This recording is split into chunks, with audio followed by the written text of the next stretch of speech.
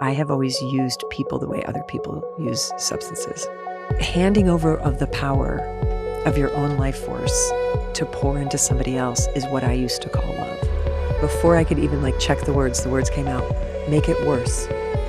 I said to God, make it worse. There are certain things that I can't do that other people can do. And I just know that now. And I hope I don't forget that. Addiction is giving up everything for one thing, and recovery is giving up one thing for everything. Addicts' secret lives are dark. And the reason you hide your secret life is because if people knew it, it would destroy both your private and your public life.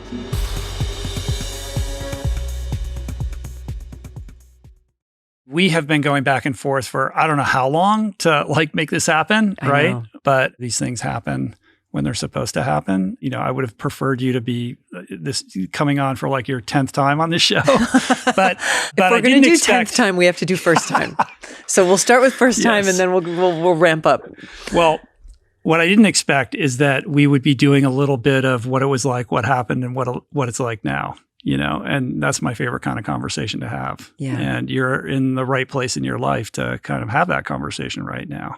Thanks for the little coded introduction to inside that. Baseball. 100%. And people can take what they like and leave the rest. That's true. Another little inside baseball thing there. But yes, this is the moment and this is the subject. Yes. And Earth School is in session, Liz. Earth School is always in session, Rich. So that Largo show, the last time that I saw you when I was with Adam Skolnick, which I do think must have been 2018. And I'm trying to match that up on the timeline of your sobriety. You were either in early sobriety or not quite sober at that time. I think I was, if I do the math, I think I was 4 months away from walking into the rooms. Oh, wow. Wow. I was on my last little bender. Yeah. Yeah. You feel like you're in a really good place right now, though. Oh, thank you. Just That's good to hear. Thank you. I am just for today. And I think that's the important thing to remember, because I get into this place where I start negotiating with the universe and I'm like, let's keep this. This is good. Let's keep stable. I think I've had enough of a curriculum and I don't need any more big lessons, and let's not have the ground fall out from beneath my feet anymore. Let me not be a creator of chaos. Let me not have any chaos created upon me. And the answer I always hear back is let's just do today. Yeah. I mean, grip too tightly to that, right? And we'll see what happens. Yeah. Usually not good, right? Trust your 24. You're good right now. This is just another, lesson in Earth School of deepening your surrender. Yeah. And you don't get to hold on to what you're not giving back. For sure. 100%. Was the decision to write about this stage of your life a difficult one to make, or did it feel natural to you? It was really difficult. I mean, so the book is about my partner, Rhea, who died of pancreatic and liver cancer 7 years ago, who had been a heroin and cocaine addict in recovery for many, many, many years, and then had a massive blowout bender relapse right before she died. So the book is about that experience, which was extremely harrowing, and I was her partner and her caregiver during that. But it's also, in a parallel way, about my addiction that I never had a name for, that I kept acting out in, my version of her bender, which is I use people the way she used cocaine and heroin. So sex and love addiction, codependency, manipulation and control, trying to outsource my care to whoever would do it. Are you my mother? Mm-hmm. Are you my mother? Like that Dr. Seuss book, just walking around handing my power over to people and asking them to give me back a little bit of it. So the book is about that relationship, and it's about my awakening to that. But I was so rattled after she died. I mean, I was rattled with grief, but I was also rattled with what happened? How did the person who was the most trusted person in my entire life, the one person who I trusted without any reservation in my life, the one person who could always make me feel safe, turn into an absolute vampire, who was using me and degrading herself and me? What did that mean? What did it mean about us? It was so difficult to unthread that. And there was a part of me that didn't even want to look at it because it was so excruciating. There's a part in the book where I say when I get to the really bad part, I'm I still don't want to tell this story. I still don't want this to be how that story ended. So I wrote, right after she died, I wrote sort of a little novella, a little 70-page piece of fiction, sort of loosely based on it. And I'm you're hiding from this thing. Like, this isn't it. And then I tried to write it as a book of poetry, and I'm like, that's not it. And then finally it was like, dude, you have to actually just sit down and say what happened. And that's what the book is just, it's almost like a postmortem on a crime scene. Like, what happened here? How did we get to this point? And how do we get out of that point once we're in it?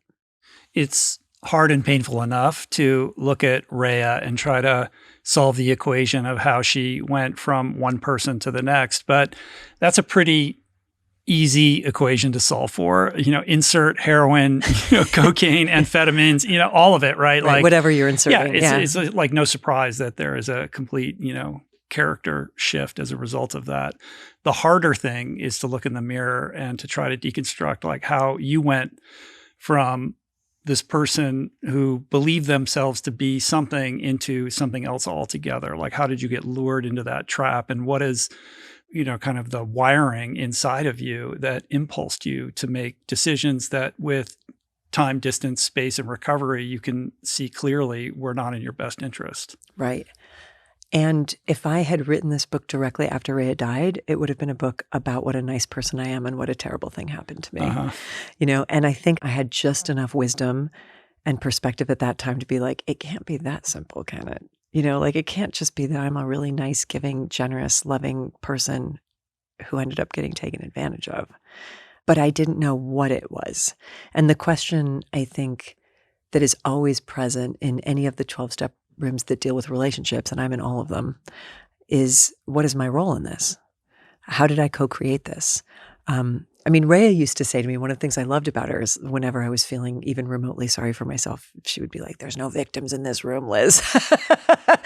There's no victims in this room. And I'm like, I sure feel like there's one, I sure feel like there's one. So the rigorous honesty to start to unthread, wait, not only why did this happen, why does this always happen?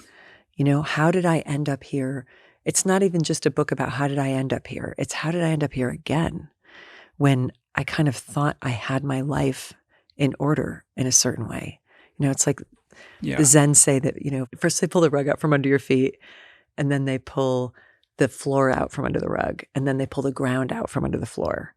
And now you're ready to begin. And that's sort of the state I was in after she died, where I was like, there's no rug, there's no floor, there's no ground. I don't know how any of this happened or who I am. And I'm somebody who thought she knew and didn't. That had to get untangled first, though, before you would be open and willing enough to do that inside glance. Yeah. Yeah. I have so many questions about this, but I think it would be good to spend a few minutes elaborating further on sex and love addiction. Yeah. Because it is a tricky thing to really wrap your head around if you're not familiar with it. Everybody has some connection to substance abuse addiction or gambling, and there's many varieties of addiction. And it's great that there's a kind of greater conversation happening around all of these things to normalize them. But I feel like sex and love addiction isn't really all that well understood, and it's still attached to a lot of like taboos and fears. And I think maybe that's what keeps it a little bit more in the dark. So maybe talk a little bit more about what it is and maybe how even someone could self-diagnose themselves. I think the best way to do it is to do this like a qualification and just tell my story. And I think that people may recognize parts of themselves in it. I would be loath to start giving tools of diagnosis for something that can be so subtle. But I can say this about me. I can say that what it manifests as in me is a sincere belief that there's somebody out there who I can meet who's going to make me feel okay, lastingly. And that my job is to find that person. And it's a difficult thing because, of course, culture teaches us exactly to do that. And especially if you're a woman, you're very much taught that. That's a story that's, as old as the hills that girls and women are taught. There's an incompletion in me, and I'm going to go find the person who's going to complete me. That's the sort of soft way to describe it. The way that I would describe how I experience it is that I have always used people the way other people use substances. So there are people who I have used as sedatives, and there are people who I've used as stimulants. And what I want to take complete ownership over as I tell my story is what that has made me into over time is somebody who can be extremely manipulative. And that's the sort of side effect of this. It's like, if I don't feel okay and I need to find somebody who's going to make me feel okay, then in order to get that need met, I'm going to have to figure out how to be an operator in terms of how do I have to present?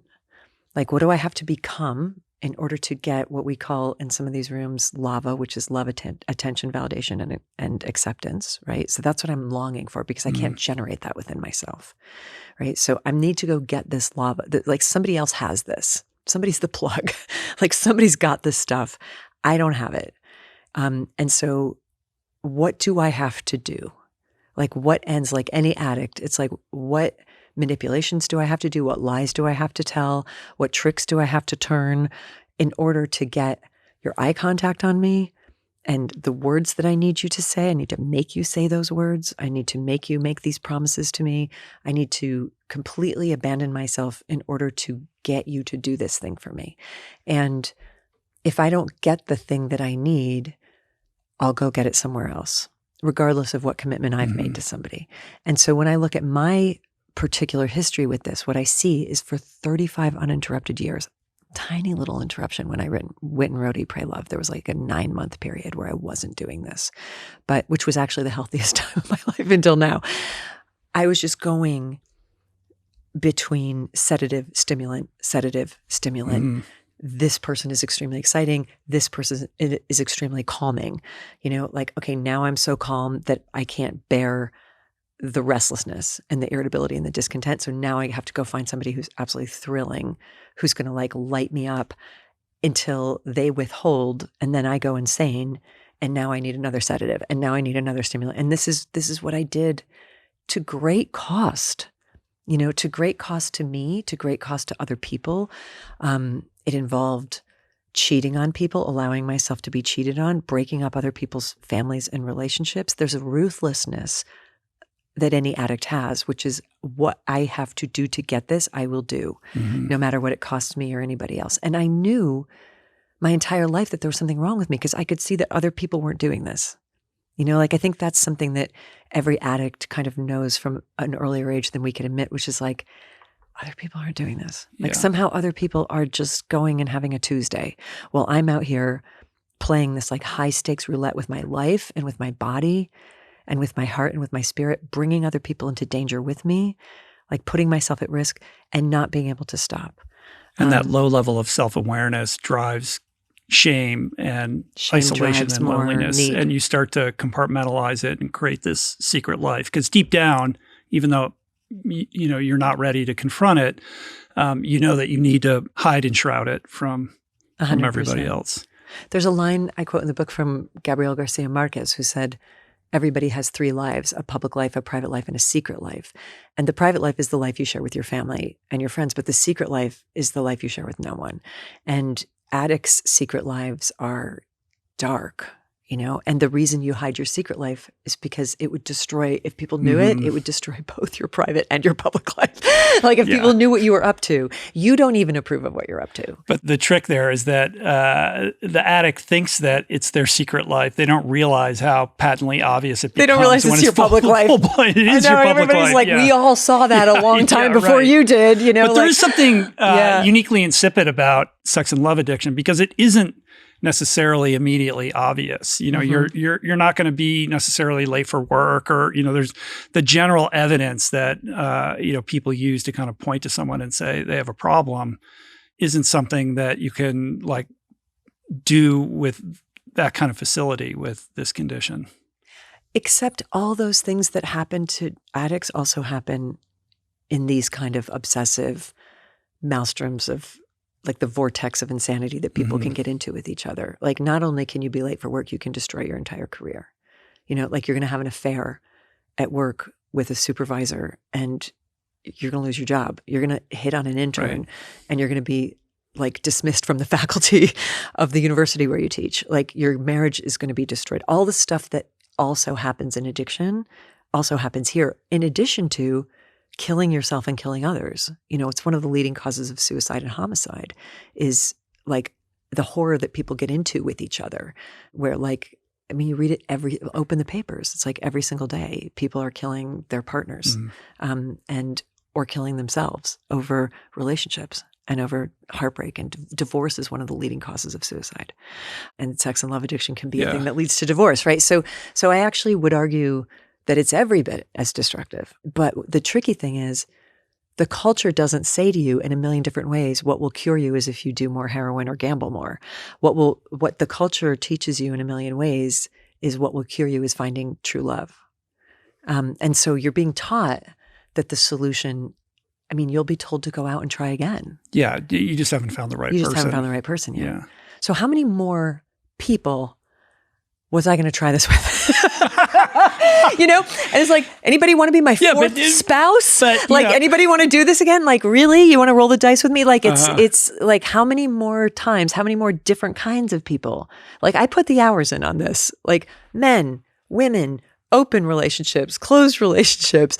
Like, I'm like, let me try. I'm constantly trying to get the levels right and never able to get the levels right. But that's why Rhea is such a fantastic gift, back to the Earth School idea. For people who don't know, maybe you can explain it, but essentially the notion is that, we've all volunteered for this incarnation, and the curriculum is presenting us with all of these assignments, which are essentially obstacles and hardship and suffering, to test our ability to navigate them, each of which is its own individual opportunity for growth, evolution, and ultimately liberation, right?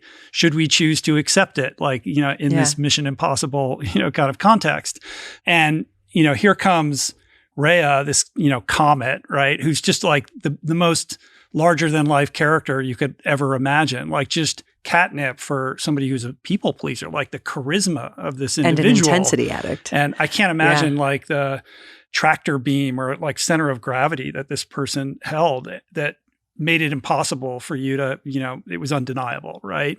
But because this person was so large, like a comet, like she was going to flame out, right? And in the most fantastic way. And it gets so dark, like at the end there. But ultimately, this is exactly what you needed to interrupt that pattern. Because short of that, you could have gone through a string of 10 more relationships and kept that, kettle at a low boil and never met your maker to learn the lesson that you needed to learn in order to, evolve to this new phase.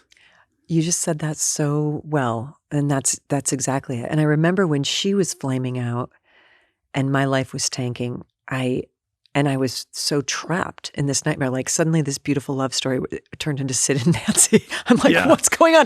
How is my house? You're literally tying her off and shooting her. It's crazy. Crazy. The stuff that How you talk am I about. going down to Chinatown to get clean needles? How am I, like the lady who wrote Eat, Pray, Love? Yeah. Like taking this is like the A24, thousands of dollars out of my ATM to buy cocaine from teenagers in the East Village for my partner so that she'll love me. Like, how am I in this? And how am I in this is I don't think it's possible for anybody to go through their Earth School curriculum without having multiple occasions of how am I in this? Like, how did I end up?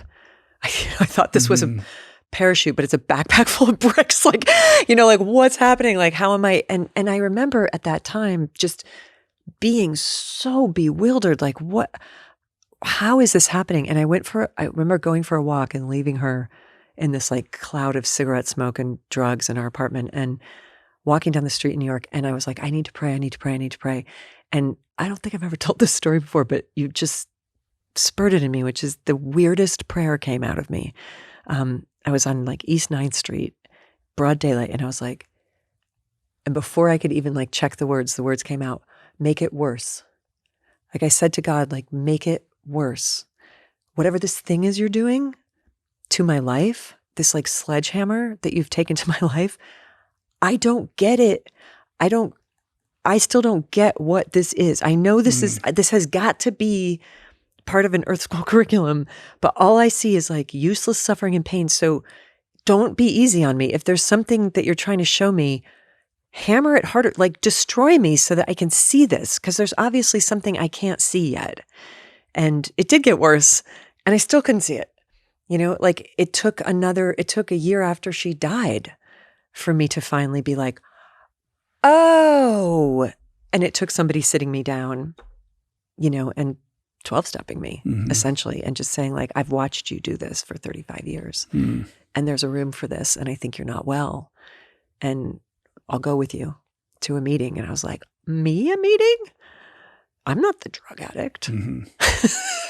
Yeah, it's so interesting because you're in the midst of it and can't see it for what it is, which I think gets to that other earlier point about like it's tough to notice, and until you have some education into what this thing actually is for you to be able to identify it. Yeah. Paint the picture of this relationship with Rhea, like how it began and kind of where it ended up, so people understand, kind of the trajectory. It was a very slow burn. It was like she was an acquaintance, and then she was a neighbor, and then she was a friend, and then she was a close friend, and then she was my best friend, and then there was a moment I reached where I was like, oh, she's indispensable. Like I saw the impact that she had on me, that her incredibly grounding, reassuring, and strong presence had on me. So I'm somebody who has always had a very deep fear of people, and a fear of the unpredictability of people, and like anyone can go off at any moment. There's reasons that I have this fear, but like folks is crazy here, like, and my job that I took on from earliest childhood was like vigilance, like you must be vigilant. You must never rest, because these people are capable of anything. So read the room, feel the room. I can read a face from 100 yards. I can sit in a house with 10 people in it in different rooms, and I can tell you what everyone is feeling. Like it's essential for me to know and monitor and track the moods and the sensations of everyone in the room for my own safety. This is how You grew up in an alcoholic household. I grew up in an alcoholic influenced house. Okay. And I grew up with children of alcoholics and deep alcoholic damage multiple generations down the line on both sides of the family. So I'm nervous, and I think nervous is my baseline. So Rhea shows up, and she's not nervous. And whatever insanity anybody brings, she'd lived on the streets. She'd been in Rikers Island. She'd been in insane asylums. She'd like been in the Tompkins Square riots. Like she could handle everybody and everything in this seemingly effortless jujitsu way. And whatever crazy anybody brought, she just met it with this sort of clear-eyed, like, why are you being crazy, man? And like, she was like, she could just top out. She was like the calm dog in the herd of, like in the pack of dogs, who all the other dogs laid down when Rhea walked in. So when I saw what that did to my nervous system, I experienced for the first time in my life when she was in the room, this feeling of absolute safety. And once I experienced that and externalized that feeling of safety where you are the provider of that, you can't leave now, because otherwise I have to go back to the anxiety field that I live in all the time. And that began my addiction to her. And it starts with, hey, you can stay rent free in my house. Oh yeah. What do I have to give you? I have a spot for you. Yeah, like all these sort of moves that you're making unconsciously you can have my car to bring her closer and make yourself indispensable. Exactly. Right? I will make myself indispensable to you because you have become indispensable to me. None of this was above the level of consciousness, and none of this was ever spoken. Right? This is the secret operating system that I've got underneath me that's hustling to make sure that my needs are met because I can't meet them. So I constantly find myself in this situation, a situation I suspect many of you can relate to, where almost every day it seems I'm being pulled in 1,000 directions. Too much to do. But I need to not just show up for it all, but show up with my best self, with clarity and with purpose. And I will lean into anything that will facilitate that in a healthy way, which is exactly what Nandaka by Peak is designed for and why it is my new favorite coffee alternative. So what is it? It is a nootropic adaptogen blend built for focus and calm energy without the crash. No low rent mycelium fillers, just 100% fruiting body mushrooms. The legit high quality stuff like lion's mane for cognitive support, reishi and chaga for your nervous system, plus ceremonial grade cacao rich in anandamide, the bliss molecule. And right now, you can get up to 20% off for life, plus a free starter kit, including a rechargeable frother and glass beaker. Head to peaklife.com/richroll to try Nandaka and feel the shift for yourself. This episode is brought to you by Whoop, this thing right here. So I got to spend time with Will Ahmed, Whoop's founder and CEO, as well as dozens of key team members who pulled the curtain back to give me a rare behind-the-scenes look at what they do, how they do it, why they do it the way they do it, the culture, the intentionality behind the technology, the exciting innovations that are on Whoop's near horizon. And now the all-new Whoop is here, and the recent upgrades are dramatic. In addition to the sensor now being 7% smaller, the battery life now extends to a remarkable 14 days. And the new Whoop MG even boasts a heart rate screener with on-demand ECG readings, so you can monitor your heart anytime and share your results with your doctor. It's the only wearable that offers a complete view of your body, not just for tracking, but for insights that shape your decisions about your health, especially when recovery matters most. And you can join now at join.whoop.com/roll. That's join.whoop.com/roll. With this hypervigilance and this sense that the world is not a safe place, to encounter somebody who is completely unafraid, is insanely truthful in every regard, has no care for other people's opinions. Like, there's something intoxicating about being in the presence of someone who feels that liberated when you're so guarded and so afraid to be yourself and trying to figure out which mask you have to wear in which context, which is exhausting, right? Exhausting. And then here's this person who doesn't have any of that. Free. How is that possible, right? Yeah. And you're the successful one, and she's the hairdresser who's weathered hardship and, is not really living in the same socioeconomic, sort of strata as you are, and operating in a very different world. Yeah. So I was like, I'll bring you up to my strata, which is where you've always wanted to be. And right? she pulls you down. And we did a little of both. A little, yeah. We did a little of both. She did write an incredible memoir. You guys did a tour together, right? And I helped her get it published. Like, there were things I was doing for her. I mean, I'm very careful in the book to say there's two things I don't want to do. I don't want to pathologize every single instance of this relationship, and I also don't want to idealize. So that's also why it took me so long to unthread this book. Like, where's the truth here that's somewhere between pathology and idealization? Because we loved each other a lot, and we cared for each other. That comes a lot, across very and we clearly. helped each other a lot. And I think you do an excellent job of showing, like, listen, like, this was an incredible person who had insane gifts, who was so courageous and unafraid and capable and cool. Was this person that everyone wanted to hang. There are all these amazing qualities, right? Yeah.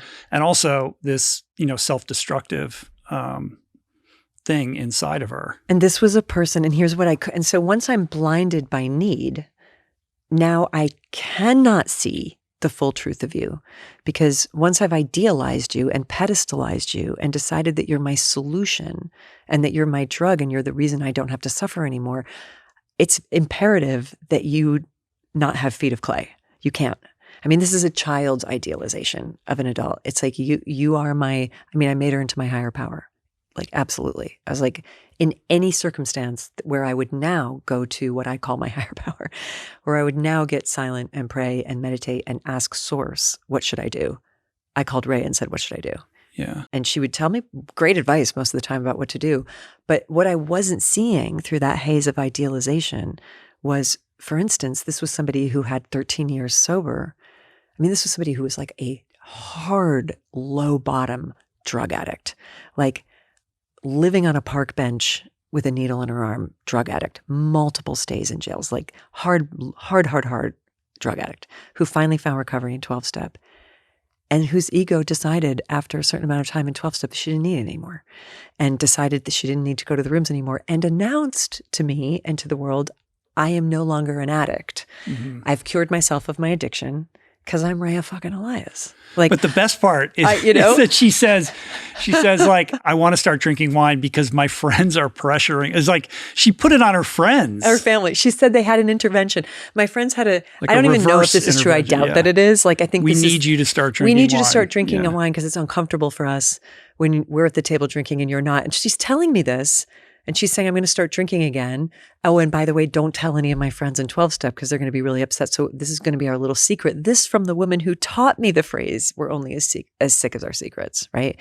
So she comes to me and says, like, I want to start drinking. It's not a big deal. Alcohol's not a problem for me. I'm a heroin addict, not an alcoholic. Don't tell anyone. And I also kind of hate alcohol. And I was like, okay. You know, and because I had created a construct in which everything she did was right, strong, powerful, and cool, I'm like, Rhea's so cool. Like, Rhea's so cool. She's the addict who can drink. You know, so this is the kind of stuff that, like, when you give your power away and you give your perspective away and you give your wisdom away, what you're left with is just, I have to go along with whatever you say because I've fully given you my power. I don't have the power to be like, hang on, what? Your friends had a reverse intervention and they told you they want you to start drinking? Right. That doesn't even make sense. Yeah, it collapses on top of itself. You know, instead I'm like, let's get a bottle of wine, you know? And so I can see now that she was slipping back into losing herself at the same time that I was losing myself into her. So of course the end game was a disaster. I'm curious around your response now that you've had time to reflect on it when she gets diagnosed with cancer, which that was like 2016. Like, in a perverse way, that is almost your opportunity to really lock it in because now she really can be dependent upon you. I will take care of your every need. Yeah. And I remember in the horror of the diagnosis, and some things happened very quickly. There's that famous line in F. Scott Fitzgerald about first slowly, then quickly. It's been used a million times, but that's often how benders go. You know, like first she sort of slowly drank Amstel bitters, and then she sort of slowly drank wine, and then she started smoking cigarettes again, and then she started doing mushrooms and ayahuasca and MDMA again, and then it's like, oh, we might as well have a little cocaine, you know, and then it just like builds and builds and builds. But the slow love story that I was having with her escalated immediately upon that announcement that she had 6 months to live. I'd been hiding that love for her from me, from her, and from my husband up until that point. But the thought that she was going to die very quickly was the energizing excuse that was needed for me to finally say this thing that I hadn't been saying for years, which is this, I am in love with this person. And I left my marriage to go to be with her. And I remember even in the horror of I'm losing the foundational person in my life, in the first weeks of her diagnosis, I remember showing up at her apartment with my suitcase and saying, I'm not going anywhere. I mean, like a threat. When I see it now, it's like, it's kind of a threatening thing to say to somebody. I didn't say, do you want me to stay? I just said, I'm not going anywhere. And for somebody who can't take care of herself and gets her worth and value and esteem from what I can give to others and then have reflected back to me about my value from what I'm giving, this is a perfect storm. Because the feeling I had was one of utter, I remember this deep calm where I was like, now I know what I'm here for. My purpose on earth is clear. I am here to serve Rhea's every need. I don't have to have an identity anymore. I don't have to have any needs. I can completely abdicate responsibility for myself. No one would blame me for it. I mean, I'm being heroic. I'm showing up for somebody who's dying. Yeah, that's the added bonus. And I get like, look what a good person I am. Like, I'm so an committed angel to this other person. Which is what I've always wanted to be. Right? So it's this weird thing because on the one hand, there's this liberation from the marriage that wasn't working. Like, you were able to stand up and speak your truth. And there's a freeing, very healthy, you know, kind of piece to that. But only so that you could entrap yourself in, you know, in a situation and kind of indulge this, you know, addictive tendency. Yeah. One of my friends in the rooms, she and I have our sort of daily kind of test of sobriety. Sobriety is kind of easy to chart when you're a substance addict. Like you're either drinking or you're it's not. hard to know when you've relapsed, hard to know. right? So we're like, so I have a couple kind of markers that I can use. So one one definition I love of relapse is that in all the relationship programs of 12-step is relapse is returning to your original role in the family system. So good, right? So if I'm the caregiver, if I'm the one who's got to make everyone happy, if I'm the one who has to take care of all the grownups, if I'm the golden child, like that's a relapse for me. But another way that we sort of test relapse is no abandonment of self. This friend and I, that's our motto, like no abandonment of self. So at the end of the day, like, was there anywhere in this day where I said yes when I meant no? Like when my body said no, but my mouth said yes, where I people pleased my way through some sort of situation in order to gain love, approval, validation, and acceptance, where I infantilized myself because I was in a really difficult situation and I didn't want to face it. And I tried to make someone else do it. It's like, no, you be the grown up and you do this thing because I don't want to. So those are sort of these markers, but handing over of the power of your own life force to pour into somebody else is what I used to call love and what I thought was love. And now when I see it, there's a sign. Rhea was a songwriter and a musician, and we used to write music together. And there was a song I wrote for her that at the time that I wrote it, I'm like, this song is so beautiful and it's so romantic and it encapsulates completely this story. And she wrote the music for it and she sang it and performed it. And I was like, this is so great. And one of the lines in it, in my voice at her, was, I'm just trying to give you a home. My body and life are your own, right? It's like this complete, and in our culture, we actually kind of like reward that as what a beautiful romantic story. But when I hear those lyrics now, I'm like, yikes. Like, my body is yours. Like, my life is yours. My money is yours. My energy is yours. I'm your home. Where's mine? If I'm making my whole existence into your home, there's no one home here, And I see that now and I'm like, my little cousin, when she was little, used to have a little seal, and we used to play this game where the seal was trapped, and we would just say, help, help, I'm trapped in kelp. And I look at that, I look at that now and I'm like, help, help, I'm trapped in kelp. Like, what am I doing? And I'm calling that love, and I'm calling that friendship, and I'm calling that nobility and sacrifice. But what it also actually is complete and total abandonment of self. How much self-awareness did you have prior to going into the program around this? Like, presumably, I mean, you're the Eat, Pray, Love person, right? Like, you're in touch with your past and your trauma. There's therapy. There's all these other things that you're doing that I would imagine gave you a glimpse of some of these patterns and habits prior to, kind of all the chaos that ensued later. So, and why was that not enough? Addict to addict, I'm setting you up here. That you have a disease. Addicts have a disease that lies to them and says you don't have a disease, right? So the first person we fool is ourselves, right? So there's like a section of Eat, Pray, Love that I quote in this new book where I describe my addictive tendencies. And that was 20 years ago. Like, I could have written a doctoral thesis by the time I was 30 called Why I Act Like This. Like, I totally know the psychological reasons why I act like this. It didn't stop me from acting like that. Right? Like what they say in the rooms, discovery is not recovery. Like, knowing why something self-awareness is will avail you nothing. Of nothing, right? Like, I was an expert on my dysfunction. And every single time I was like, this isn't that though. Even though it matches up completely with the fingerprint of what I always do, I'm not doing it. In the same way that Rhea was like, the drinking that I'm doing isn't a problem. It's not a substance. Drinking and drugs are not the same thing. I'm an addict, but I can drink. It's not okay. And I was like, all right. And she was like, all right. She's so honest about everything else. She's so honest. She's so candid. She's not hiding it. She's telling everyone she's doing it, right? So I have infinite capacity to be a PR agent for my own bullshit. And I have to. I mean, addicts...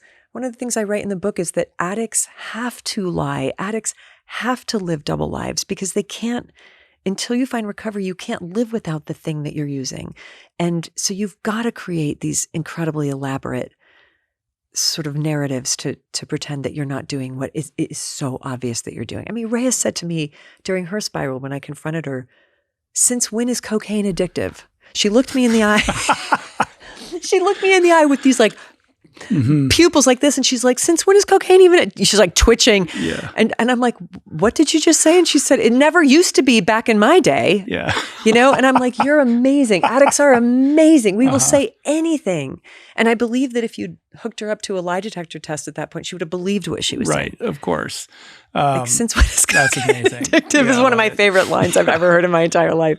God bless her and me. So I was doing precisely what I have done a million times. I was leaving someone to go be with someone else, which is my pattern, while at the same time saying it's not like that this time, even though it 100% is. Had you ever not been in a relationship?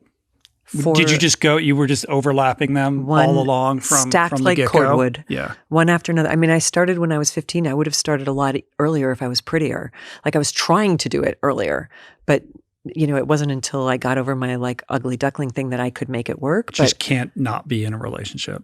Can't. And there was a part of me that always knew that I was missing, I was robbing myself of something. I knew that it's important to learn how to be with yourself and to learn how to be alone. So the only time I didn't do it, there was like a 9-10 month period during the Eat, Pray, Love journey when I didn't do it. But then I met somebody who was so loving.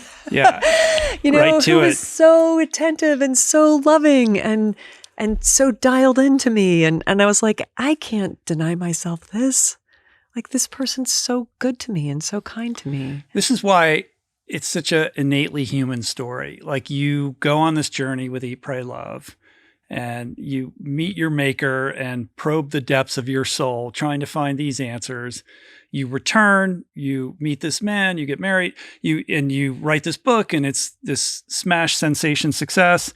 And then you kind of slowly, slink back into self-will and old habits. Slink is such a good word and then you're just kind of doing your thing, and you're like, it's fine, right? Yeah.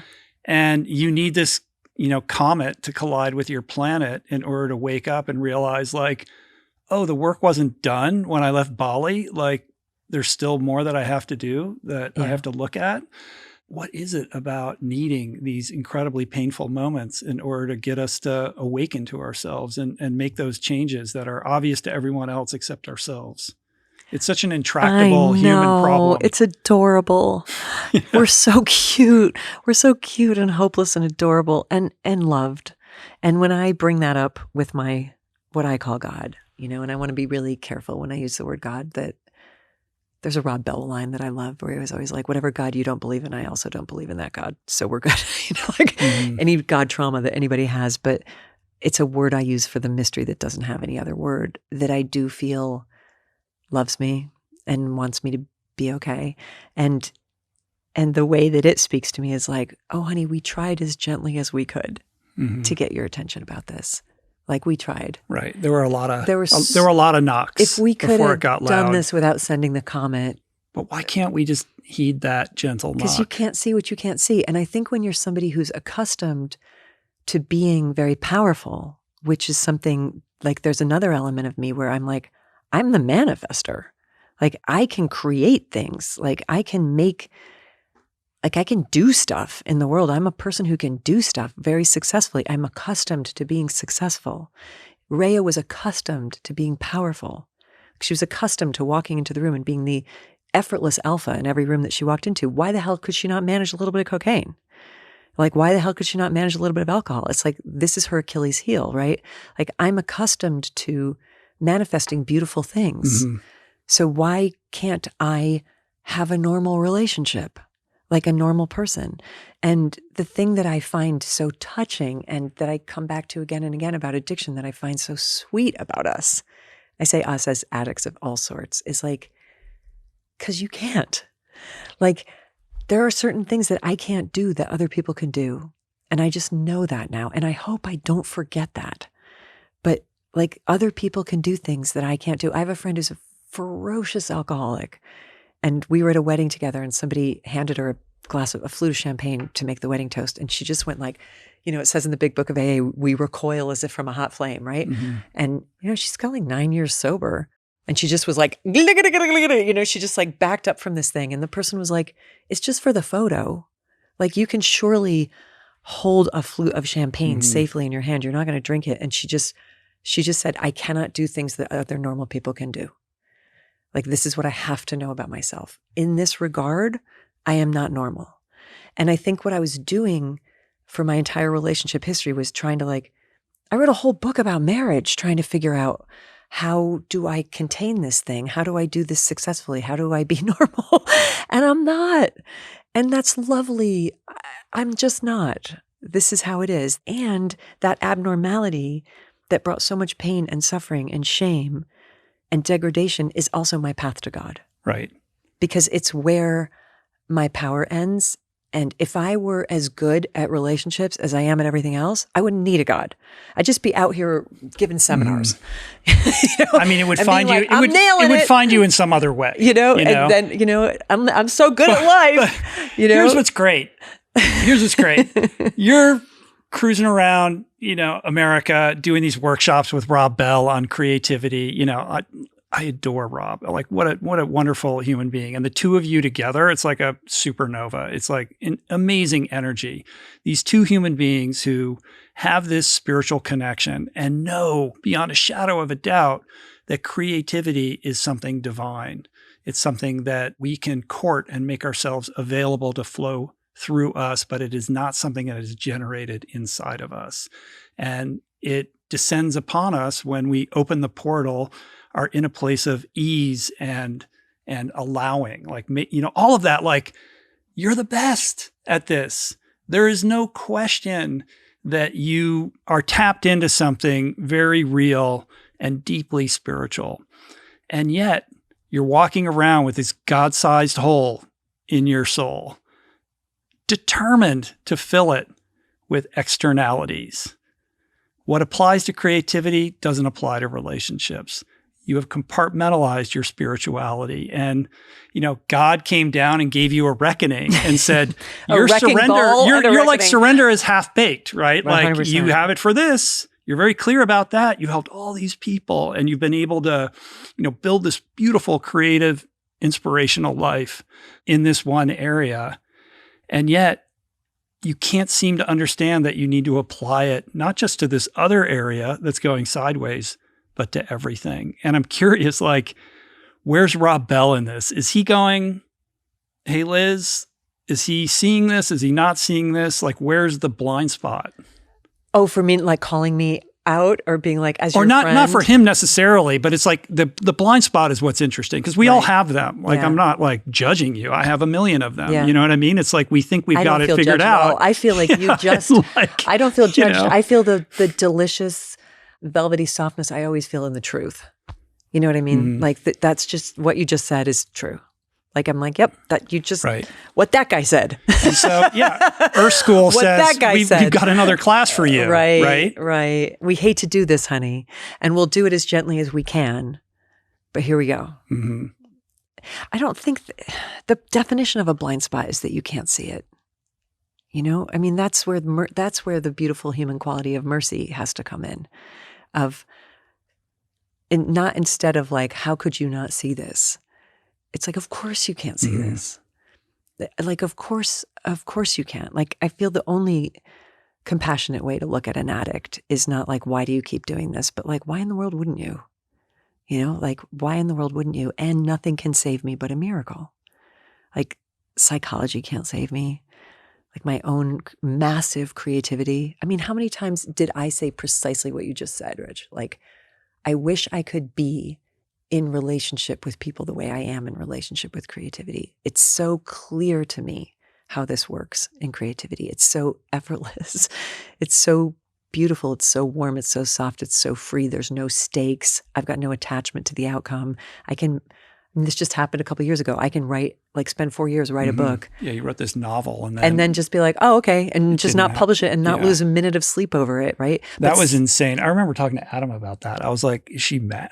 What was the interior experience of that? Mellow. But I know you were it's cool, it was moving mellow. on. It was kind of because you were doing one. it for the love of doing it exactly. and the process. But I can't, that level of detachment, that level of non-attachment to outcome, I have never been able to do that with a person. It's just once I feel that they have something that I need, like all addicts, you can't take it away from me until it's got claw marks in it. So that's my thing. That's what I came here in this lifetime to address. And that's what I'm doing to the best of my capacity with the help of a very amused God, who's like, all right, honey, how many more times do you want to do this? Like, you done yet? If you're done yet, come with me. If you're not done, go try it again. Like, go try it again. There's this persistent myth that creatine is just for bodybuilders and gym bros, and I kind of get it. The marketing has been terrible for decades, but what the science shows is that creatine is actually this fundamental cellular fuel. Your brain uses it, your heart uses it. Every energy-demanding process in your body relies on it. And this connects to everything I explore on the show: cognitive well-being, physical performance, recovery, longevity. It's about improving how your cells generate energy at the most fundamental level.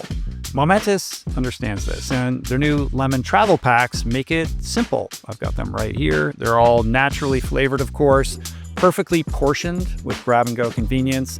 But the real differentiator is Momentous's creatine itself. It's pharmaceutical grade, not the bulk powder of questionable origin that floods the market. Theirs comes from Germany, and it's called CreaPure. So if you have been curious about creatine, but just kind of put off by the bro science marketing, this is your entry point. Use code RichRoll at livemomentous.com/richroll for up to 35% off your first order. When you came into the program, were you open-hearted about it and willing to do the work, or were you fighting it and trying to convince yourself that you didn't fit? Which time when I came into the program? I don't know. Well, you tell me. When I came into the program the first time, I came as a spectator. And so a friend 12-stepped me and was like, you got to go check this out. And I went and I checked it out, and I was like, these people are super sick. Like, these people are really not well. I'm not nearly as fucked up as these people. The literature's good. I get it.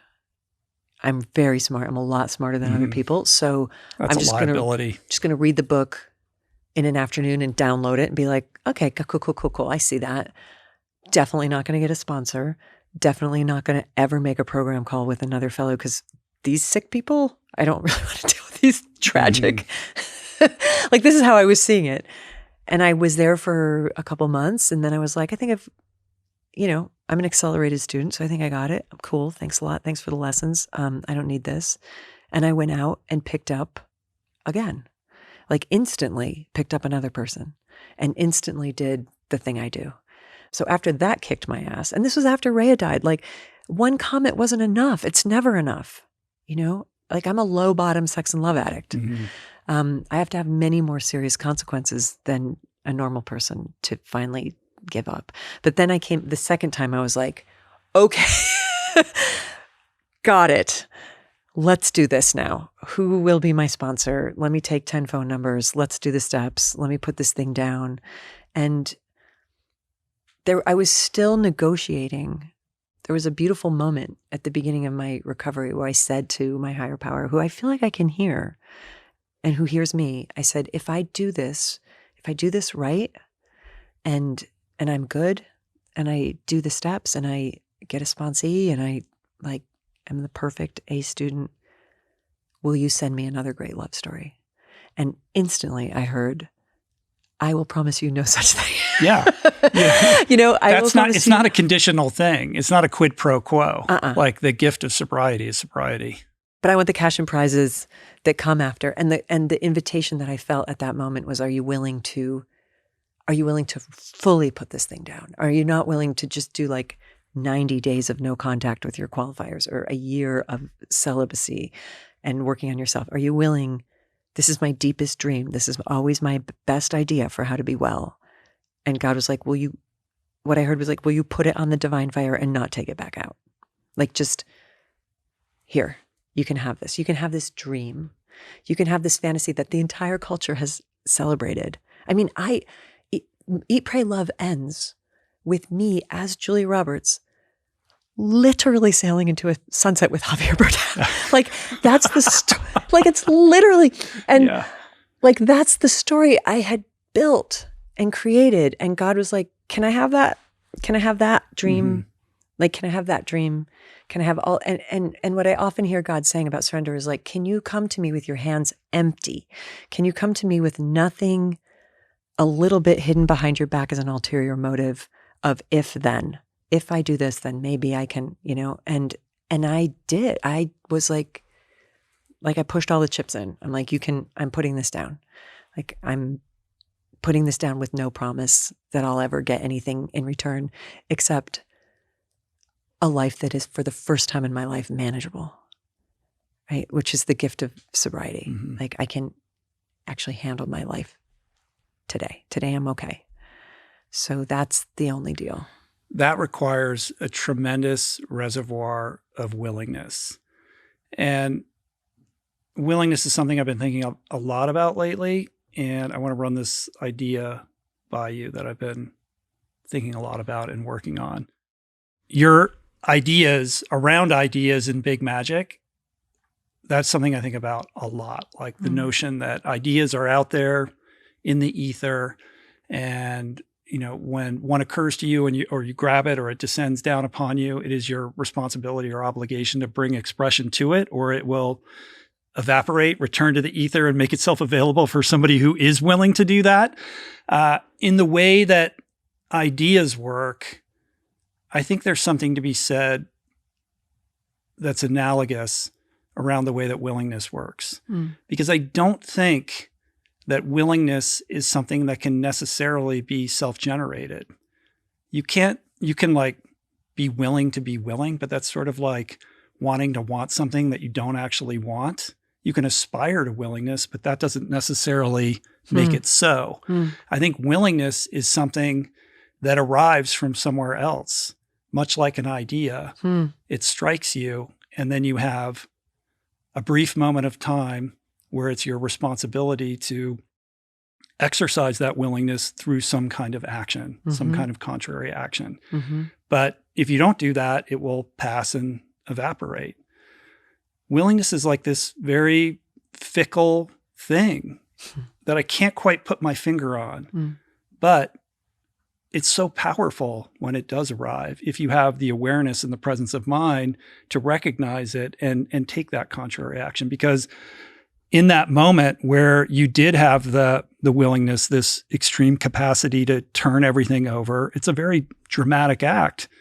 There were many days, and probably darker days, more desperate times, when you didn't have that and couldn't make that choice. I always say I wish I'd found recovery programs in this problem earlier, but I also need to call myself out on how very unlikely it would have been that I would have availed myself of them, because I think I still felt like I can solve this, right? I can solve this with my intellect. If I learn more, like, I'm a great student. So it's like, I'll learn more. Like, I felt like I divorce-proofed my second marriage by writing this book called Committed, where I spent 3 years researching the history of marriage, all the sociological data around marriage, interviewing everybody that I met about marriage, and then collating it into this book where I was like, now I'm divorce-proof because I have every single piece of information that there is about marriage, because I never want to go through a divorce again. So I'm like, I'm going to just apply this. I'm just going to learn my way into safety, which is not the same thing as being willing to not know. One of the things when I was going through withdrawal from the dream, right? Withdrawal from the dream, the fantasy that someday I'm going to get this thing right. Like the humility of being like, I might never get this thing right. Like I might not be here to get this thing right. This thing maybe can't be made right. Like all of that. And the deep loneliness, like the searing physical pain of waking up in my bed in trauma, literally shaking and crying like a baby, and this voice being like hysterical inside me, being like, this is not okay. Like, this is way too much. We need someone here. We can't, like, go get someone. Like, go get someone. You know how to go get someone. Go get someone. It doesn't matter who. Like, doesn't matter who. Just a body needs to be here in this bed. This is not okay. And sitting with myself through night after night of that, and calling and just being very unhappy and miserable and uncomfortable. like all withdrawal, and calling my sponsor and saying, when will this end? And what will be my reward? You know, like what will be my reward for all this discomfort? And when will this end? And she said, it'll end when it ends. And when it ends, it won't be you who ended it. That's spoken like a true, right? Thing to It'll say. end when it ends. And when it ends, it won't be you who ended it. And can you live without knowing what the reward is? She said, can you do what your sober predecessors before you did and walk through this withdrawal without knowing what you're going to get? You who love to know. I mean, knowing is how I stay safe. Mm-hmm. And I found there's to be something like when she introduced the concept of a lineage, like others before you have done this, like others before you, I don't know why that makes me just want to cry right now, but like others before you have been in this much pain. Like this pain is not original to you. And the people who were in this much pain before you found a series of actions that they could take that kept them out of extreme degradation and suffering. And can you just walk where they walked without knowing why you're even doing it? And I think, I don't know whether my willingness to do that was a decision of my own will or if it was a gift from the mystery to be like, this kid has suffered enough. Like, let's just put her on this path. Yeah. Like, let's just make her willing to be on this path. Like, maybe she's had enough of this particular kind of pain. When did the idea of doing this extended celibacy come in? I didn't make a decision to be extendedly celibate. I made a decision to leave that up to God. So I'm not in a celibacy experiment. God is in charge of what I do in this realm. I don't make any decisions around this realm. So for me to say, I'm going to be celibate is just as ridiculous as me saying, I'm going to stay faithful in this marriage, or I'm like not going to be attracted to this person. Like I'm powerless over this. So what the relationship that I'm in is, what's your will for me, God? What is your will for me that would be of the highest use of me and service of me to this gift of life that you've given to me and to others, where I would cause the least harm and be able to do the most service?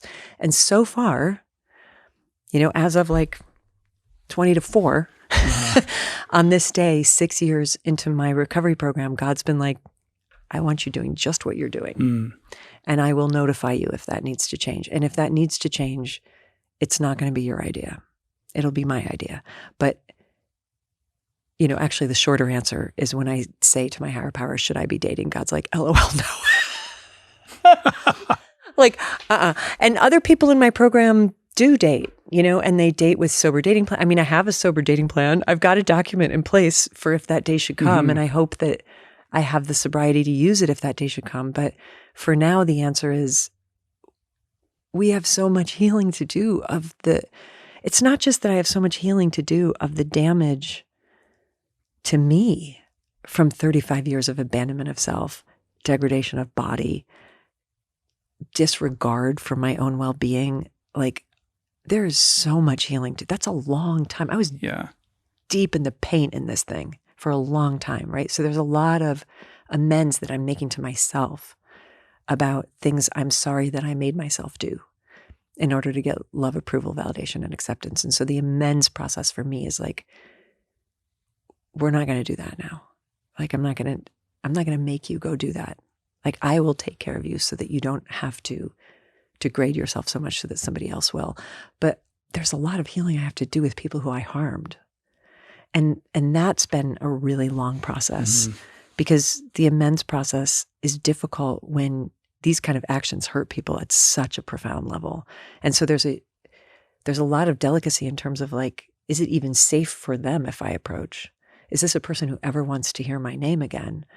Like, I did the worst thing to this person. Like, do they even want to, you know? So there's a lot of healing. I think of it as like healing a wetlands, you know, it's like these heavy metals that are in there take a long time to get out. And I don't want to rush. I don't have a deadline on that process. Like, that's an open-ended process. So that's where I'm at. The amends, it's a case-by-case thing, right? Like, when is it a living amends? When is it appropriate and in the best interest of everybody to directly approach somebody? Like, it's hard to know. And It's when impossible those to know. harms are severe and cut deep, sometimes it's better to leave them be and to just, kind of change your behavior going forward, or, write a letter to them that you don't send, or, just treat other people, in a manner befitting your recovery. Like, it's a hard thing. It's really hard. But when it's unresolved, it also makes it more difficult to move forward and release the baggage. And so you're still somewhat connected to those feelings of guilt and shame that surround it. But when you take dating off the table and you can no longer, export or externalize, how you feel about yourself upon, the opinions of others, you're in this rare place of solitude where you can do that work and you can begin to exercise self-care. And that gets into this really important piece around self-love, which is like something I still, like, so many years later, I struggle with so deeply. It feels so cringy, the whole prospect of it all. Because deep down, I still harbor all of these, like, negative emotions about myself that creep up and start to infect my relationships. And there's a whole terrain that still is out there for me to, travel. I try to avoid using terms self-love and self-hatred because self-love can feel really cringy and self-hatred is so dark. And I just think of it in terms of friendliness and non-friendliness. Like, the way I'm speaking to myself in this, I can, like, do a little assessment and be, the way I'm speaking to myself right now isn't very friendly. It's not even about loving. It's just like, this is unfriendly. Like, I would never speak to a friend this way. I would never degrade a friend this way. Is this a friendly moment or an unfriendly moment? Do you know the story about the Dalai Lama and Sharon Salzberg, the meditation teacher? Have you heard this story? I don't think so. So when the Dalai Lama came to the West for the first time through California, and it was probably in the 70s, 60s, early 70s, I think. I don't have the exact date, but nobody really kind of knew who he was. He wasn't this huge global figure yet, and some people, I'm going to guess, around Esalen brought him, like in that sort of circle, like people who were philosophers and thinkers and meditators, and they had a kind of summit, and they brought him and invited various therapists and thinking people and academics to meet this kind of obscure Tibetan monk. And Sharon Salzberg, the great meditation teacher who teaches a lot about metta, loving kindness meditation, was in the room. She was a young meditator. And she had the opportunity to ask him a question. And his English was very poor at the time. And she said, what is the traditional prescribed within your lineage? What is the traditional prescribed cure or treatment for self-hatred? And he had to talk to a translator for 15 minutes before he even understood the question. He kept thinking he was hearing it wrong because he kept saying, who's the person that you're having a conflict with? Like, he kept coming back and being like, who's your enemy? Who's the one that you're in trouble with? And they kept saying, like, me. And he's like, but you're your own enemy. That doesn't even make any sense why you would be your own enemy, because you're the only one, like, you're you. Why would you be an enemy to you?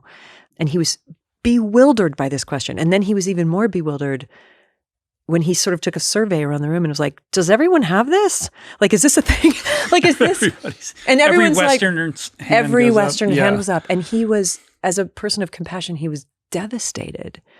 And he said, his exact quote was, I used to think that I understood the mind, but I find this very, very disturbing. He came away from that, and his sort of approach toward the West was, we're going to have to start with this. Because this is not okay. And this absence of a sense of just inherent, your sovereign right to feel friendly toward yourself has been so violated and decimated in this culture that we think it's natural to hate ourselves when it's actually the very, very furthest thing. So that's where I sort of start with people, and where I start with myself. And the way that I see it now on a sort of cosmic level is I believe that my little soul spirit that came here to come to Earth School, that God or whatever, or the great mystery gave this one to me. Like, I don't know totally what's going on here, but I know that I'm not you. I mean, I know we're at one level, we're all one, but in this duality, like, you're having a totally different experience over there than I am. Like, so there's a rich guy, he's in there, and then I'm in here, and I'm in here talking to you. But like, this one was entrusted to me to carry through this experience of Earth School. And I like, now the way I think of it is, they must have thought I could take care of it, or they wouldn't have entrusted me with something as sacred as a soul, right? So now the way I see it is, like, all the rage and resentment and fury that I felt at Rhea and many other people, where I'm like, you abandoned me. Like, you betrayed me. We had a contract. You were supposed to take care of me, and it's like, good guess and a totally innocent misunderstanding. Like, this is mine to carry through this world, right? And I'm just learning how to do this. I'm just learning how to look in and be like, are you all right in there? How can I serve you? What do you need? Like, how can I can see you're suffering. This little one is suffering in here. And when I was going through withdrawal and having those nights where that addict voice that's trying to get me what I need is like jonesing and being like, we need to get someone here.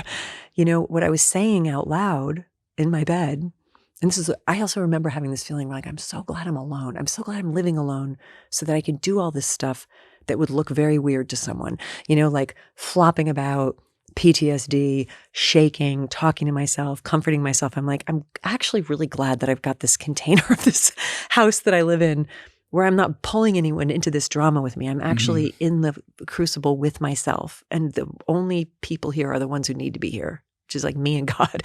And I would just say out loud, I would say to her, I totally know why you want that. It makes so much sense. I know your whole story.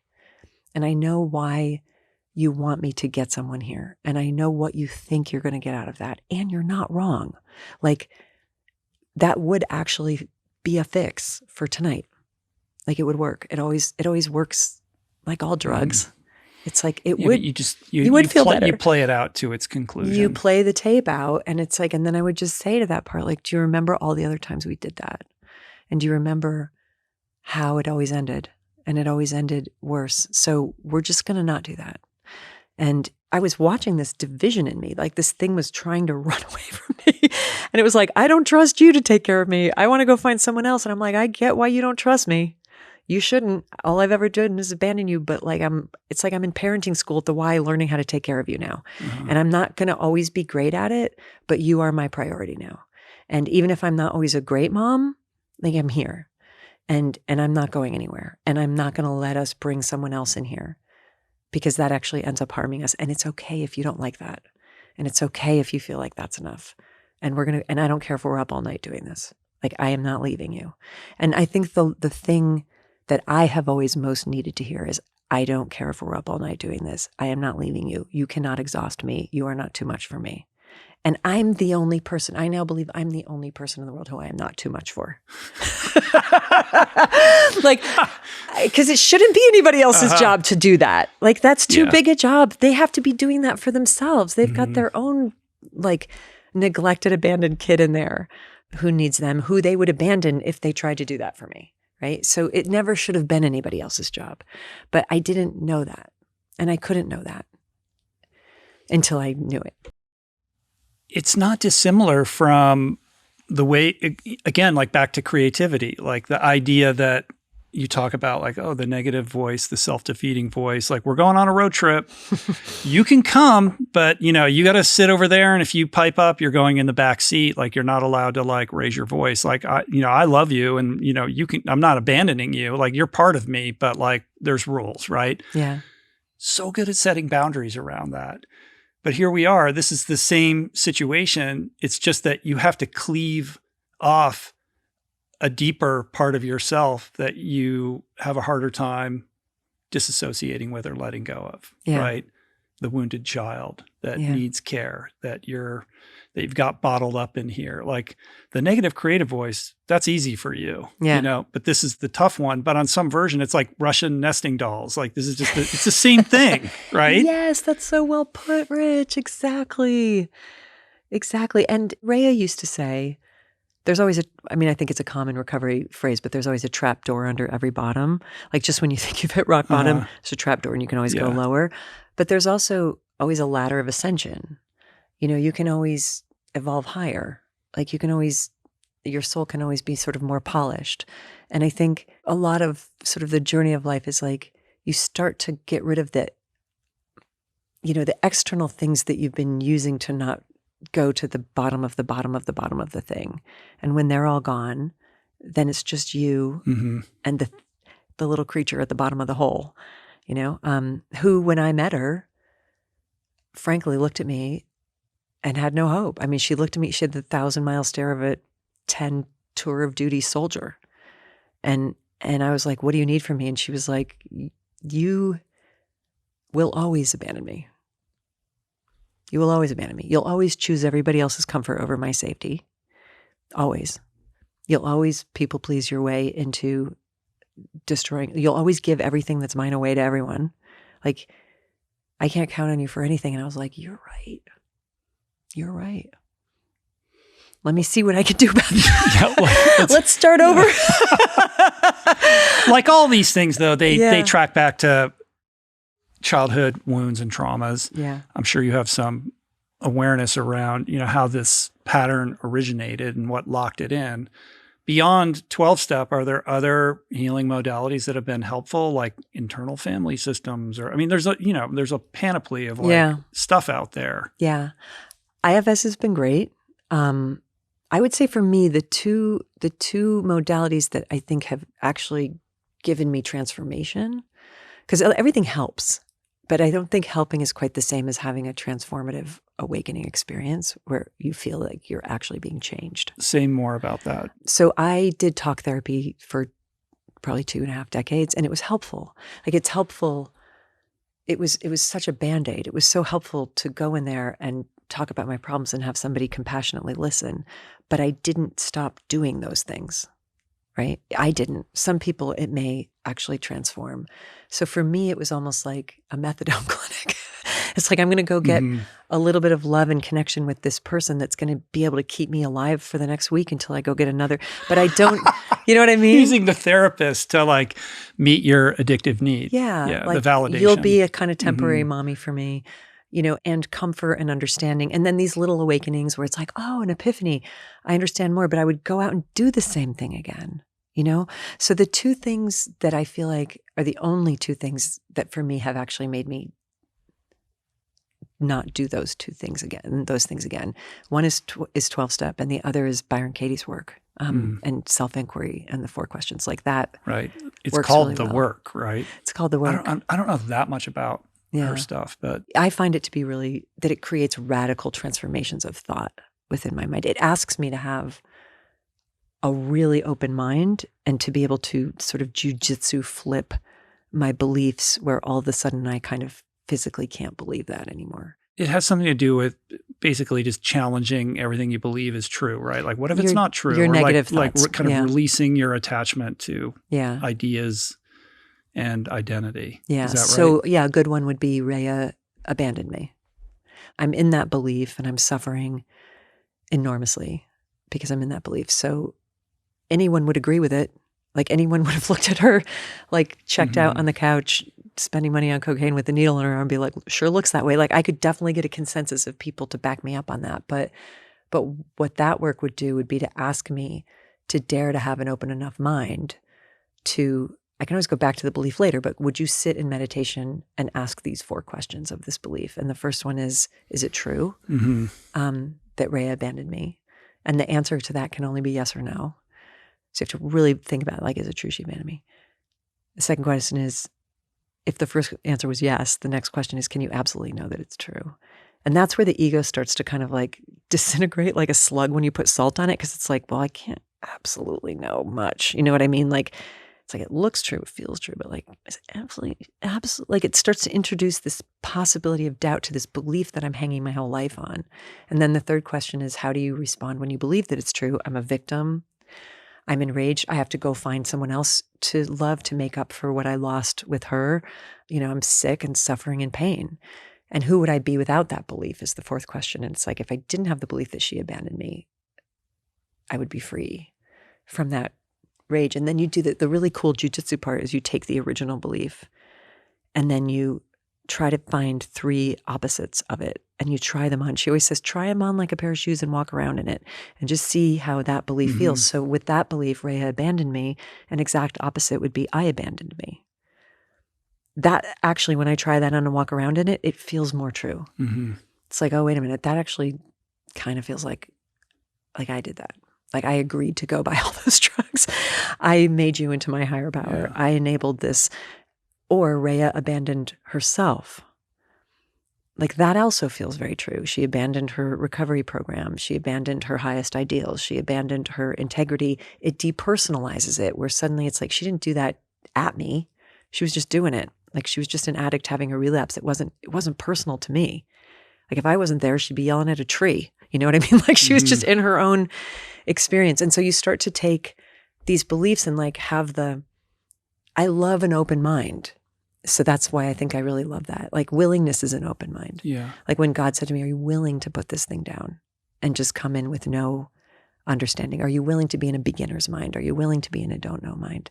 So her work helps me with my like fears and resentments throughout the day of like, I've got, because all addiction comes from fear and resentment.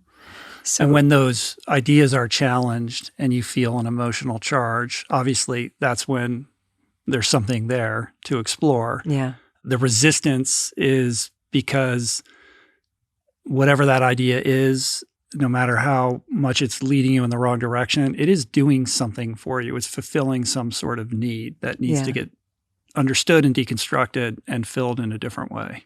It's crying out to be liberated. That's how I see it, because like a free mind, an open mind, a soft mind isn't getting, like I'm thinking of like a snag in a river. Like a free and open mind is just sort of a river flowing, and then there's like a bend and like a giant log sort of just gets snagged. And then like all the other logs start hitting. I mean, we've seen it so many times in nature where it's just like just hooked on that thing. And so those like deep endemic beliefs, those self-hating, self-abandoning, betraying beliefs are like these snags that I just keep getting caught on. And once I'm caught on them, I have no choice but to act out the way I act out. Like if I'm trapped in the belief of Rhea abandoned me, I have to go find someone who's not going to abandon me. Like I have to. Like if I believe that, like I have no choice. And of course I'm going to go do that. And if I retreat to wait, I abandoned me. Now I love one of the definitions I love of sobriety is the restoration of choice. Because addicts have no choices. It's like, you got to do this thing. You're so compelled. So it's like, well, now I actually have a little bit of space where I can decide, how would I like to respond here? I mean, that's a good way of putting words to the fear that a lot of people have around 12-step recovery, which is this idea of surrendering to a higher power, this notion that you're giving up, that you're relinquishing any agency over your life. It's a very, confronting, threatening prospect that is short-sighted in that it doesn't fully comprehend the liberation that occurs when you kind of let go of all these attachments and turn it over and really develop this spiritual connection. I mean, truly, like that is, this is you get your diploma in Earth School when you realize that there is nothing more important than your divine connection. Like it's really, that's it, right?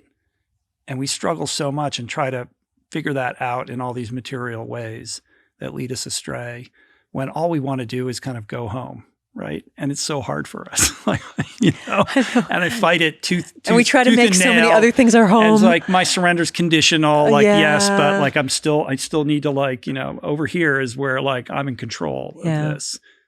And the idea of relinquishing control, like that notion that maybe you're not in control, like that's where all the juice is. Like that's when you open the portal to all the good stuff. And it's so difficult to make that leap though. There's a line in the book, I actually did a little illustration of it, that you don't want to surrender because you're afraid of losing control, but you never had control. Right. All you had was anxiety. It's the illusion. All you had was anxiety. You know, there's the other line that says, like, when you give up control, you're giving up something you never had in the first place. Like, you're just giving up this this dream of this thing that you never had.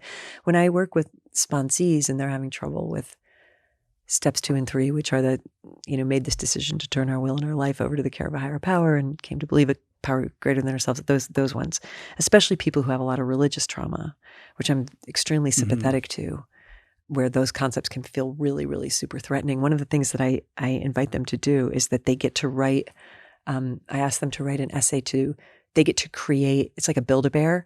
You get to create your own higher power. So write down what the qualities, it's almost like the qualities you would want in a partner. What are the qualities that you would have to have in a higher power to surrender to them? Like, because it's not going to be to the God, you can't surrender to the God you were taught is judging and hating you. Like, you already hate yourself. Like, you already hate yourself so much. You already judge yourself so much. Like, that's not going to feel good. So I'm like, just, you get to create your own HP. Let's go. And they're like, you can't do that, can you? I'm like, totally you can. And why would a loving, mysterious God not take whatever form it needed to take for you to find it? Right? So it's interesting because usually the first thing they have on the list is unconditionally loving, especially love addicts. You know, it's like, I need a higher power who thinks I'm absolutely perfect as this wreckage that I am right now. Like, that's where it's got to start. Like, I can't have a God coming in here and shaming me. Yeah. I can't. The other idea that's helpful for people that come in with that kind of baggage and resistance to anything spiritual in any regard because of their religious background or whatever, is to just say kind of what you said earlier, which is there's wisdom in these rooms. Like a lot of people have faced and overcome things that you're struggling with right now. And one of the choices you can make is just to make the group consciousness your higher power. And that is a higher power at work, you know, certainly being channeled through those people. And it just grounds it and makes it a little bit easier to make that leap. Yeah, I love that. The group, that's the GOD equals group of drunks. Isn't that what they say? That you make that your God, the crew. I also love, there's a couple questions I've heard, which is like, can you imagine, and it's just a hypothetical, that there might be an intelligence in the universe greater than yours? And you don't have to know what it is, but like, even looking at like the ocean tides, like, I'm not doing that. Like, and it's a very intelligent system, the way it's working. There's like a beauty and an order that might be smarter than me. Like, it might be, like, could it be? Or is my brain the highest intelligence in the universe, which doesn't even make sense, especially looking at how badly I've done managing my life, right? Like, you can just take that as an example. Like, if I'm so smart, why do I keep driving myself over a cliff, right? So could it be possible that there's an intelligence in the universe? And you don't even have to name what it is or know what it is. And the second question is, if the answer to that is yes, and if it's possible, could it be possible that it cares about you, that you're part of it, like you were created unto this? And if it's possible, you don't have to know, but is it possible? And then the third question is, if it's possible that it cares about you, can you imagine a possibility that it might want to be in communion with you? Which brings us back to creativity and this idea of like ideas in the ether that want to be in communion with you. And is it possible that it's trying to communicate with you? And that if you ask it to communicate with you, it will. And if you ask it to help you, it will.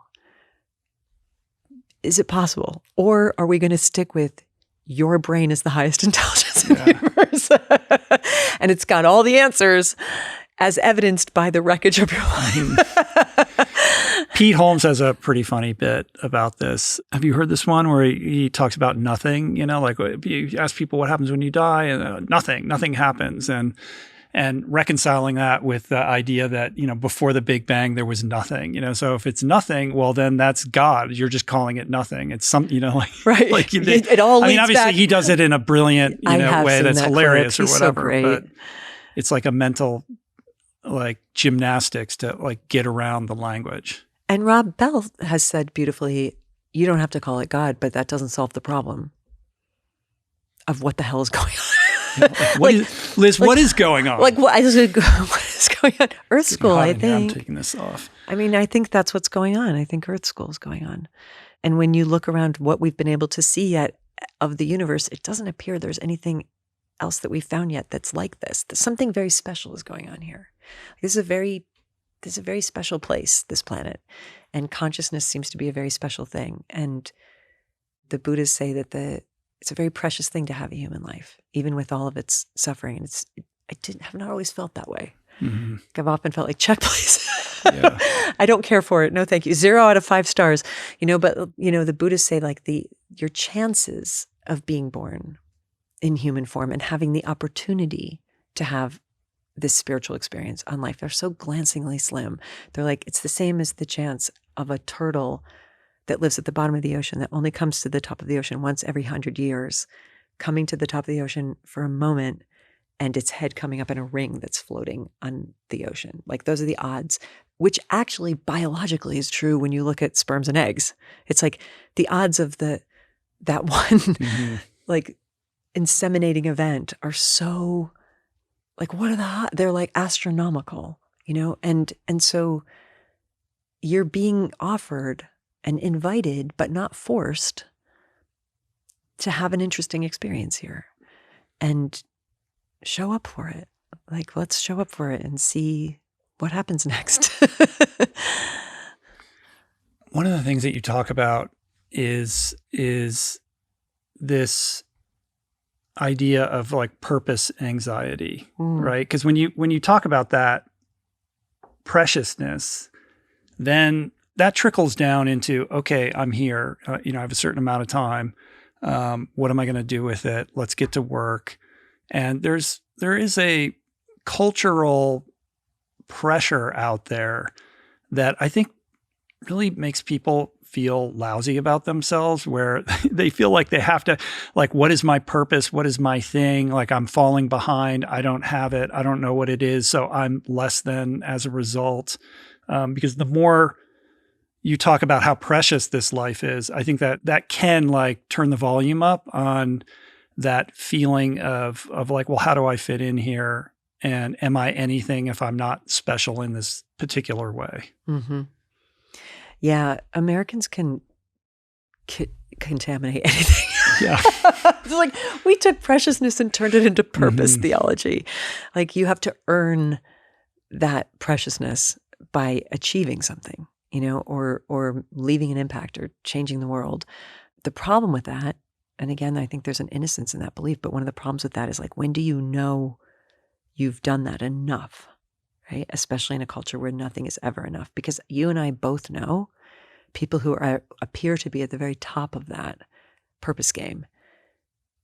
And when you're in their company, you're like, this person's not well. Like you can feel that they're not well. And they're nailing it. Like they're just extremely anxious in a much nicer house than I will ever have. It's not even working. That purpose-driven thing doesn't even seem to be working for the people that it's working for.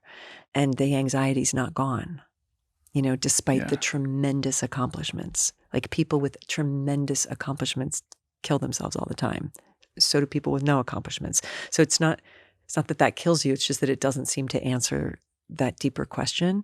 And, there's a story that I think we've all been told in a million commencement addresses about this idea that you've got this unique spark offering and it's your one job to figure out what it is. And then you've got to monetize it. And then you've got to bring it to other people and you've got to have a legacy. Like you've got to be remembered after you. All of this to me just sounds like the fears of the ego. Like, am I important? Am I special? Did I earn my right to be here? Did I waste my time? Should I have done more? Did I save enough lives? Did I leave a long enough legacy? Did I make enough of an impact? All of this is like ego, ego, ego, ego, ego. Whereas the preciousness that I feel like I'm speaking about doesn't need any of that. It just is. It's intrinsically precious. It is sovereign in its preciousness. It is precious whether you're living under a bridge wearing a garbage bag and screaming at people when they walk by, or like running the world. There's something happening that is extraordinary, which is that you're here. And so the thing that I'm always when I teach, like I ask people to forget about purpose. Like when I teach workshops, I'm like, I hope you didn't come here to find your purpose because I'm not going to help you. I'm not going to help you because I actually want to help you kind of let that go and see if you can replace it with presence, which I think is just an awareness of awareness. Like, I have no idea what's going on here, but it's objectively very interesting. And even the really horrible, worst moments are objectively interesting. I mean, even when Rhea was diagnosed, I remember there was this tiny little awakened part of my mind that was like, and I put it away really quickly, but there was a recognition where I was like, this is interesting. Like, this is the person who I can't live without. Like, this is the one person. Like, if God had come to me and said, I'd be like, you can take all the rest of them. Like, all of them. They can all come, they can all go. Like, this is the one that you can't take. This is the one that you can't take. This is the one that I can't live without. And they're like, okay, we're going to take that one. And even in the grief, there was this teeny little thing was like, oh, that's interesting. Like, that is really objectively interesting. Like, oh, because lots of times you think you have your purpose and then life will teach you otherwise. Like, my purpose is to be this tremendous parent. Like, I'm going to be this great parent. And then you fail. Like, you have a child who, what Rob Bell always goes, everyone's got that one kid. It's like you got one that it worked with, and then you've got one that it just doesn't work with. And then maybe they spend their entire life estranged from you. And maybe they spend their entire life blaming you. And you're like, well, this is interesting because I totally thought, like, so much of my life is things where I'm like, I thought I was going to be good at this. I thought it was my purpose to do this. And maybe it wasn't, And Leonard Cohen has a beautiful, beautiful line in a documentary about him where he said, one of the great sufferings that we often have is this feeling that there was some mission that we were supposed to do and we failed at it. And he said, but maybe, and he then went and lived in a monastery for a ton of time and meditated on it until he came away with like, but what if there's a deeper mission, which is to fail at it? And what if it was never yours? You took on the mantle and the assignment that this is what you're here for. And the sort of punchline is apparently not, right? Like, apparently not. And what if just sitting in your shared humanity of the wreckage of your expectation is actually the portal to joining us here in our shared humanity? Like, welcome to your family. Here we are. Like, we all thought we were supposed to do something, And like, even now, like, we're supposed to save the planet. Like, maybe not. I don't know. Like, I don't know. And I feel like we're failing at it, but like, are we supposed to do, like, I don't know. So just being present to whatever is. There's a line I love that Byron Katie says, whenever I argue against reality, I lose, but only always. So a lot of my purpose anxiety in the world is about like, I want to imprint myself on the world in this particular way. And reality's like, no. Actually, I share that. I mean, first of all, that's beautiful what you just shared, and I think highly advisable and actionable in this moment that we're experiencing. Like, there's a lot of crazy shit going on right there. It's very easy to get dysregulated or caught up in your opinions or inflamed, around your attachment to certain ideas. And it feels like that is a pathway to equanimity and compassion for yourself and other people. And I think that we need that right now. In my Earth School classroom at the moment, like, all of what you said is like kind of coming up for me right now. Like, I just had this serious spinal surgery about 5 weeks ago, and I'm being forced to, stop and slow down and just be with myself. And it's sort of like COVID lockdown, except with physical pain and, not being able to move your body. Like, I'm here at work, it's fine, but not being able to kind of do the things that make you feel like yourself. And I'm very good at like outrunning anything that makes me feel uncomfortable and hiding in my work or just, kind of escaping. Like, I like what I do and my life is good. Like, there's not like any kind of chaos happening or huge problems, but I do have a lot of self-awareness around this need to like be seen and validated.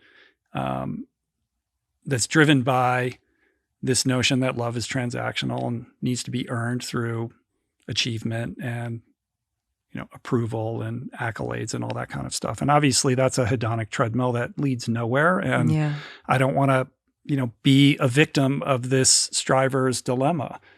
The solution to it is being with myself and not being able to move or escape, this discomfort, but to actually sit with it and cultivate, this presence with that discomfort as a teaching tool to learn a different way, to let go, to realize whatever attachment I have to the meaning of who I am or what I do, or this notion of purpose, these are just constructs, that we create and adorn with meaning that create more suffering.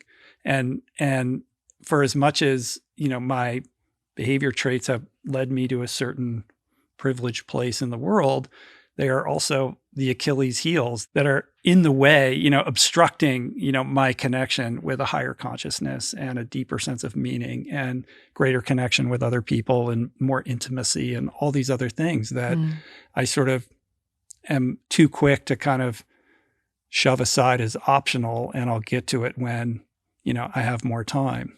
But now, you know what I mean? So this what was that? You needed more time? Yeah. You know what I mean? Done and done. So, let's ground him. Yeah. Yeah. You're being held in from recess. Right. You're at school. You're not allowed to go out there on the playground. I can come out and talk to you, but then I need to go back and think about what you just shared with me. There's a Bedouin line, I think, that says the only thing that belongs to you is anything that cannot be. This is interesting to say in California at this moment, but anything that cannot be burned in a fire, lost in a shipwreck, or stolen by pirates. And that doesn't leave much, including your own body. So what belongs to us, I think, is actually, if we start to, what does belong to you then, also I think is the answer to what are you? Which I think is also the answer to what is God. Mm-hmm. It's the thing that cannot be lost in a shipwreck, the thing that cannot be burned by fire, the thing that cannot be stolen by a pirate. What is that thing? And the Ramana Maharishi used to tell his students, the great Indian sage and teacher, he was there's two questions. It doesn't matter which one you use. He was just your choice, dealer's choice. I have the solution for you. It's just you get to pick. You either spend your life meditating on who is God, or you spend your life meditating on who am I. And just sit and keep asking that question. Either one of them will get you to the same place. It doesn't matter which way. It's both paths lead to each other. You're going to bump into God by asking who am I, and you're going to bump into yourself by asking who is God. And that's the thing that's all you have. Really, I think. And I think the reason I feel I know that to be true is when I remember that, my whole nervous system is oh, thank God. Are you able thank to God I don't have to go. I don't have to go hustle. Then I'll go out and hustle till I forget. Can you marinate in that consciousness and, kind of stay present with it throughout the day? Or do you just have fleeting glimpses of that, or is it a practice to always try to return to that place? I couldn't for a long time because my shame was in the way. I think that was the biggest thing. I couldn't sit still because I was in so much shame.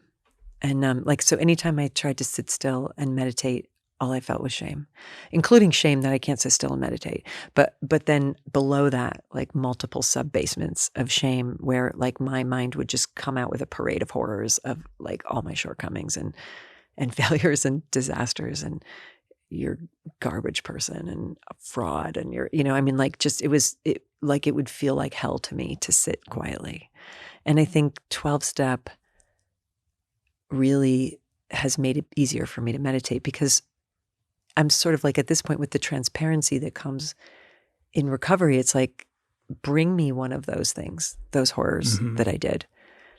Let me take it out of the sub-basement, bring it to the room, tell a bunch of people about it. One of my friends and I in the room, one of our rules is once a week we call each other and we're this is the thing I don't want anyone to know about me today. So it's let's take this thing out, show it to someone, let them sit in a loving presence for me while I reveal this. The world doesn't explode because they now know this awful, shameful thing. And then I'm going to show it to God and God's I know. You're not telling me anything new. Because And then I'm going to take it to my sponsor, and it's like, did I do something that was horrible? Like, did I do something that was wrong? Did I do something that was hurtful? Did I do something that I need to immediately fix and not manage, but like take accountability for? So instead of just stewing in this constant, like half of Eat, Pray, Love in the India section is just me describing how much I hated meditating because I was suffering. Like it was just like watching the worst movie in the entire world. It's like a life review in heaven where your life is awful and it's all your fault, and it's like, here's another thing you did. Here's another thing you did. It was horrible. But now I'm like, oh, there's a thing I did. And then I'm like, oh, you're right. I did do that. Like that's kind of the way to defeat that shame. It's like when the devil comes knocking, you invite them in for tea. What's your worst? Like, show me the worst thing I did. I'm like, wow, I acknowledge that I did that. I'm going to share that thing that I did with somebody. And then I'm going to take it to my sponsor and be like, how do I make an amends for this? And then that thing doesn't have any power over me anymore. Yeah. So just doing that like so steadily over the last 6 years, like I just wrote an amends letter yesterday to somebody that I harmed like 35 years ago. That's like in one of my sub basements. And I'm like, I think it's time to reach out to this person. And it's like a long ongoing process. So the more of those I do, the less power that awfulness has over me. And then I can sit for a really long time and just be. And when I do that and I get really quiet and I sit there for a long time, what I hear is, I love you, I love you, I love you. That's all I hear, which is all I've ever wanted to hear, which is what I was doing all of this out here to try to get people to say. Right, but you're getting the real shit now. I'm getting from the well that doesn't run dry.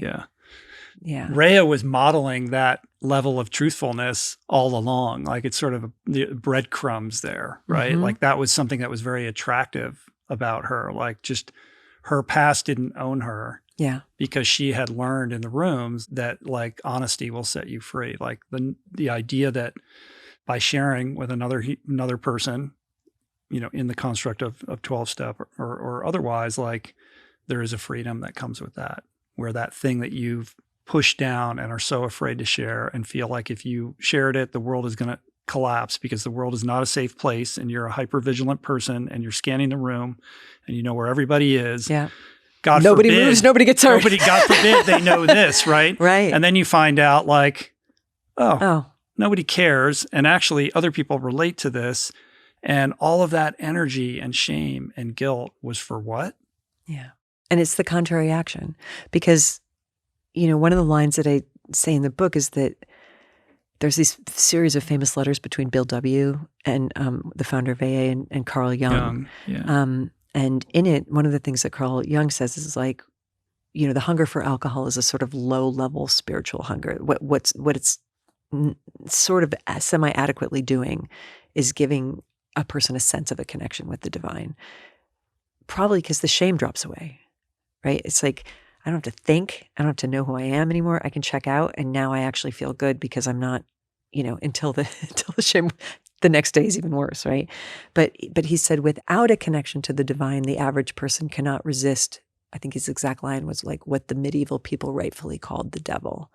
And I find that line like really interesting. And one of the things that I said in the book is like, if Satan existed, and I didn't grow up with a Satan concept, so that doesn't mean a lot to me. But like if Satan existed, he could scarcely do better in terms of like creating misery than to talk inside your mind and feed you this like ticker tape of you're the worst, you suck, it's all your fault. If anyone knows this, they'll hate you. You are uniquely fucked. You are like uniquely broken. Nobody will ever be able to understand you. You deserve relief. You deserve relief from this. You should go get relief by any means. You deserve to get relief by any means necessary. And don't tell anyone I said this. Like the big thing is don't tell anyone I said this. Like this must be kept in a chamber of secrets. So I'm going to torment you from within, but you're not allowed to say that I exist. And so the counteraction to that, and I think why 12-step, for all its faults and it's not for everyone, works so well, is because it's like, oh, that's what we're going to lead with. You're going to raise your hand and be like, here's what I did, you know, like, here's what, you know, and what I've found, what I love about the rooms, and I know you get this, is like the laughter. Yeah, everybody loves it. Like, instead of it being like this horrible thing, everyone's like, hi, yeah, me too. Yeah. And then I had a good idea, you know, and all of a sudden it's like because the power is drained. It's connection. People, the facts of our experience are different, but there's the shared emotional valence of it all. So even though somebody's telling a crazy story, it's like very different from your story, but you're like, I know what that feels like. Yeah, I can totally have get my that. version of that in my life. And so things are funnier than they actually are because of that. You're like, I know this. Yeah. You know, it's so comforting, right? And you're right, Rhea had that, and she was great at it. And that was what was so beautiful to me, because I was doing, like, every word out of my mouth was a press release. You know, it's like, I've got to like get the wording on this right, you know, so that like people don't set upon me with pitchforks and flame. You know, it's like, stay safe, stay safe, stay safe, stay safe. Like, that was the drumbeat. And she was just like, let's just throw it out there. But the flip side of the I'm a piece of shit consciousness is to be able to simultaneously also believe that you're the fucking best. Oh, yeah. You know what I mean? Like, there's a superiority complex, you know, built into that is, I think, unique to the addict. Yeah. The ability to hold those two counterpoints at the same time. Well, that's the ego. It's like, I'm the best, I'm the worst. It doesn't mind being the worst as long as it's the most something. like I'll be the most, right? Did I win? Did I win the worst? You know, do I get a trophy? Am I important because I'm the biggest piece of shit? You know, and I had a sponsor very early on who I used to love, because I would call him and I would like share these self-hating feelings that I was having. Like, I'm so ashamed about this, and I'm so embarrassed about this, and I don't know what to do about this. And he would say, are you thinking about yourself? Like, he would just say like, oh, it sounds like you're thinking about yourself. Are you thinking about yourself? And I was like, yeah, I'm thinking about yourself. He's like, well, that's not a good idea. Yeah. You know, he's like, how about you do some service? Anybody you can help today? Like, let's break that. The antidote to self-obsession. Yeah. Like, is there a newcomer you can talk to? Is there somebody, you know, is there like an act of kindness you can do for another human being? Or do you just want to sit here thinking about yourself? Yeah.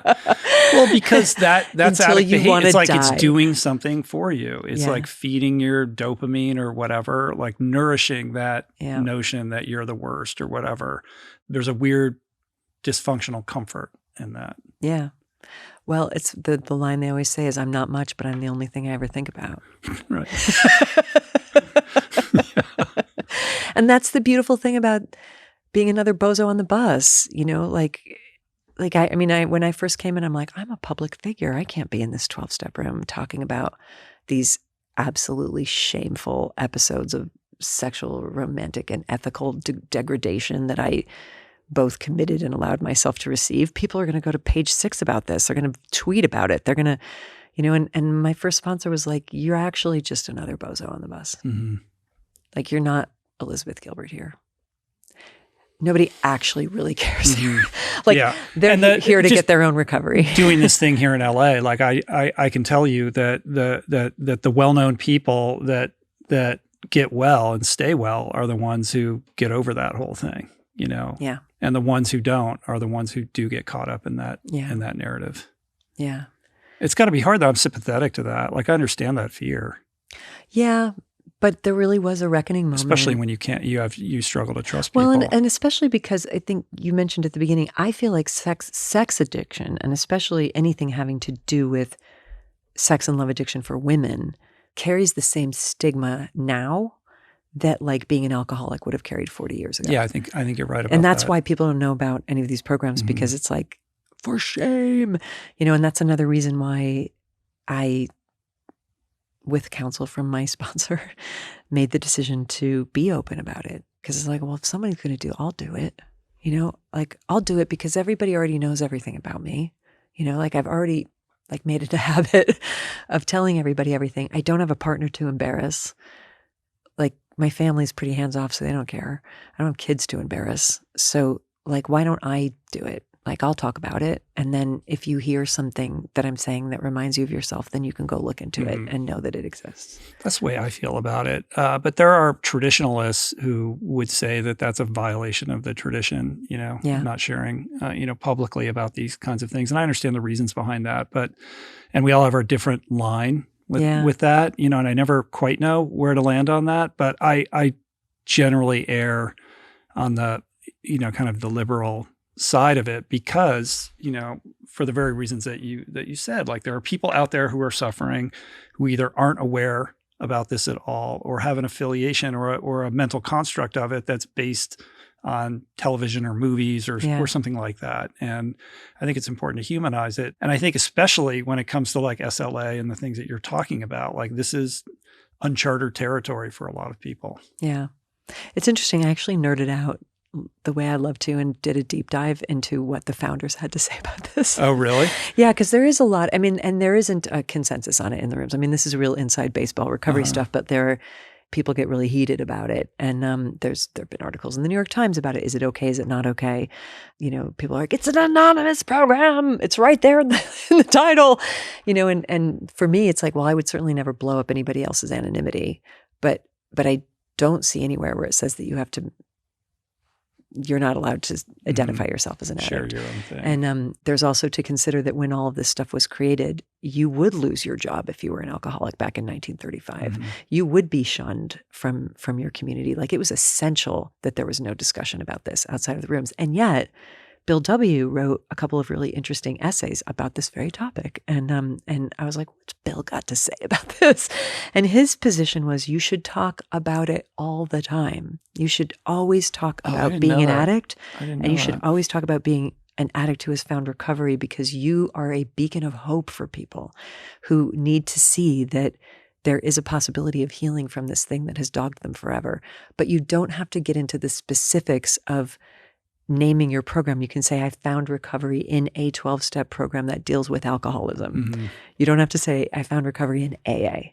And his reason, which I thought was really subtle for that, was if somebody hears that, they'll go find it. But he also said, if someone dislikes you, he's like, we have to save the rooms from people's personalities. He's like, if somebody dislikes you, and they hear that you're in AA and they need AA, they might not go to AA. Mm-hmm. But if you just say like, I was sick and now I'm well, and I found a 12-step program about that, he was like, talk about it, write about it, put it in the papers. Like everybody should know about it. Well, the other thing they're afraid of is if it's a well-known person and, they're just going everywhere talking about it, and they're in early sobriety and they relapse or they relapse later, like that right. casts a shadow on the viability of the program. Suddenly it's like, oh, that doesn't work. It doesn't work. Because this person didn't work. And these things come in waves as somebody's been around for a long time. Yeah. Like every couple of years, there's a sort of zeitgeist moment in the press where it's like, this doesn't work and here's the new thing. I've seen so many versions of that. Yeah. But what's stuck around? This miracle where all these people who can barely get along have somehow figured out to create this thing that has thrived across the globe. Like it's really insane. For almost 100 years. I mean, it is a miracle. And it's free. What I always say, it's like, where else can you stumble into a room full of strangers, broken, penniless, alone, desperate, not knowing where to go, who to turn, and this group of people will take you in and hold you and help you and ask for nothing in return. It's incredible. That's the part that's so interesting to me, is the asking for nothing in return. Because so much of my relationship history has been transactional. Like I'm going to earn your love, attention, validation, and acceptance by huge acts of service or overgiving, or, I'm going to make sure that I get you locked down. My first sponsor, I used to bring up gifts. That's my giving gifts to people is my love language, but it's also my manipulation language. It's a sort of a thin line where it's like, I'm going to give you this thing so you love me and don't leave me. And I remember her saying I don't need this. It's very sweet that you gave me this necklace. Now I think it's so, if one of my sponsees was like, here, I gave you I'd be like, honey, it's not what we're doing here. This is the one place that's not what we're doing here. Yeah. And as your sponsor, that's what I tell my sponsees now, actually, and I remember my sponsor saying to this to me, and it didn't make any sense, where she's like, I'm getting much more out of this than you are, taking you through the steps. And I was like, that can't be true. You're giving me all this time for free and dealing with my shit, but now that I have sponsees, I'm like, oh yeah, this is such a gift to be able to do this.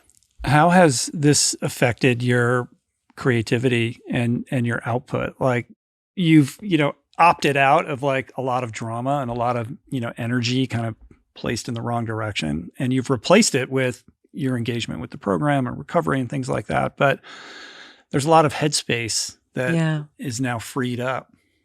I've written 3 books in the last 6 years, which is crazy. Wow. I mean, not that that should be a measure of anything other than, wow, look what happens when all of this energy, like I've had a hole in my boat that I've been like, I've been simultaneously rowing the boat and bailing the boat out. And I'm actually really proud of myself for how far I got rowing with one arm, while simultaneously bailing out the boat. But like stepping out of the drama cycle, as you just mentioned, with sexual and romantic engagement, it's like, I got 2 arms to row now. And it's like, whoa, like, this is wild. I mean, one of the beautiful definitions I heard of addiction is giving up everything for one thing, and recovery is giving up one thing for everything. And my everything has gotten so big. Like, and it's not just the creativity, but this is the one that kind of a little bit breaks my heart. Like, I've always had great friends and a lot of friends, but my relationships, my central kind of like flagship relationship, whoever it was, whoever I had taken hostage at the moment, whoever I had decided was like that person at the center of my life, the sheer amount of energy that I poured into that was so enormous. And now when I'm not doing that, I look around and I'm like, I had these incredible friends. Like, I've got these decades long friendships that I had been just nominally attending to for my entire life. Wonderful people, like loving, extraordinary people. And it's like, it brings tears to my eyes. I was like, you were there the whole time. Like, you were there. Like, I was sending you a Christmas card once a year, and we could have been doing this. Like, we could have been having this amazing, generative, creative, really fun, incredible friendship. Like, community existed, creativity existed, God existed. Like, it's like all this other stuff was there that was being blocked by my one thing, because that thing was like the thing I was obsessed with and fixated on. And now you could take it all the way to the river. Hopefully. Explain what that means, the title of the book. So my partner, Rhea, was a New Yorker. I mean, she was a Syrian immigrant raised in Detroit, but identified as a New Yorker, and particularly a New Yorker on the Lower East Side. And she had this operative metaphor for describing her friendships. And she said, you got your Fifth Avenue friends. So she would look at a map of New York and be like, right here in the center is Fifth Avenue. So your Fifth Avenue friends are the people that you're completely superficial with. And it's professional relationships, and you've got a sort of mask on, they've got a mask on, they have a mask on, they know you do, you don't want to take the mask off. You're acting a certain role. And then you go to like a little farther east, and you go to like your Fourth and Third Avenue friends, and you start to let them see you a little bit more. And there's a little bit like the mask starts to come off. And then you get to your like Second and First Avenue friends, and now there's intimacy. Like, they know about your history, you know about their history. Maybe you went to their wedding, like you've met their family, you start to see behind the public persona. And she's like, but it's not till you get to your Avenue A, B, C, and D friends, your Alphabet City friends. Those are the people who have been in the shit with you, and they know everything. Like, they know they were with you through your divorce and through your breakup and through your addiction, and they dropped you off at rehab, and like, they know all the stuff. And they love you anyway. And maybe you've had problems with them, you've had fights with them, you've had to make up, like you've seen them, they've seen you. And then she's like, but if you're really lucky, because after Avenue D, there's just the highway and then there's the river.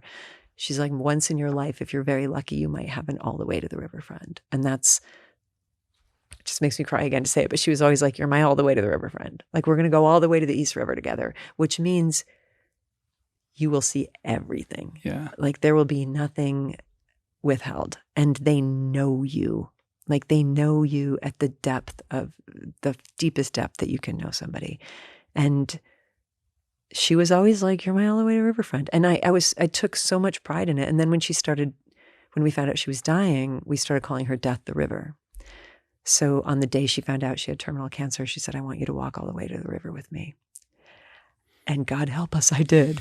Because as I describe in the book, if you've ever walked all the way from Fifth Avenue to the East River, it's not a very nice walk. It's a lot better than it used to be. Like back in the day, though, it's like you're going through projects, you're stepping over drug dealer, like you're walking on needles and crack vials. There's dog shit. I mean, like the closer you get to the river, the more intense it is. You got to make it across the highway. You've got to find the overpass. And then you get to the East River, and it's the East River, which is like, you don't exactly want to jump in the East River, So it's harrowing. Like the book has been described to me as harrowing. But I think that true intimacy is, like really allowing yourself to be that known, I think is a bit harrowing, because we're difficult humans. We're difficult, and we're full of contradictions, and dangerous and unreliable and beautiful and sublime all at the same time. Yeah, if you want the beauty and transcendence that a relationship can deliver in the best way, you got to walk past Avenue D and, like maybe step on a syringe or two along the way, Yeah. Now it's all gentrified. I think, didn't they just down it like by the East River also? Didn't that new park like right on the river just open right now? It's all nice. I'm still picturing the housing projects are still there. Like the abandoned parts of the city are still there. The power plant is there. Yeah, that weird power plant. That everybody who lives over there has to breathe. And I remember one time, I don't know why I'm thinking this, but when Rhea got cancer, and they put a port in her arm at one point so that they could be able to inject her with chemo drugs and not have to just keep taking a port in and out. And this was before she had her big drug relapse. And we walked out of the hospital, and she was like, her eyes were shining, and she's like, dude, you know what I could have done with this back in the time? she's like, I can't freaking believe they do this.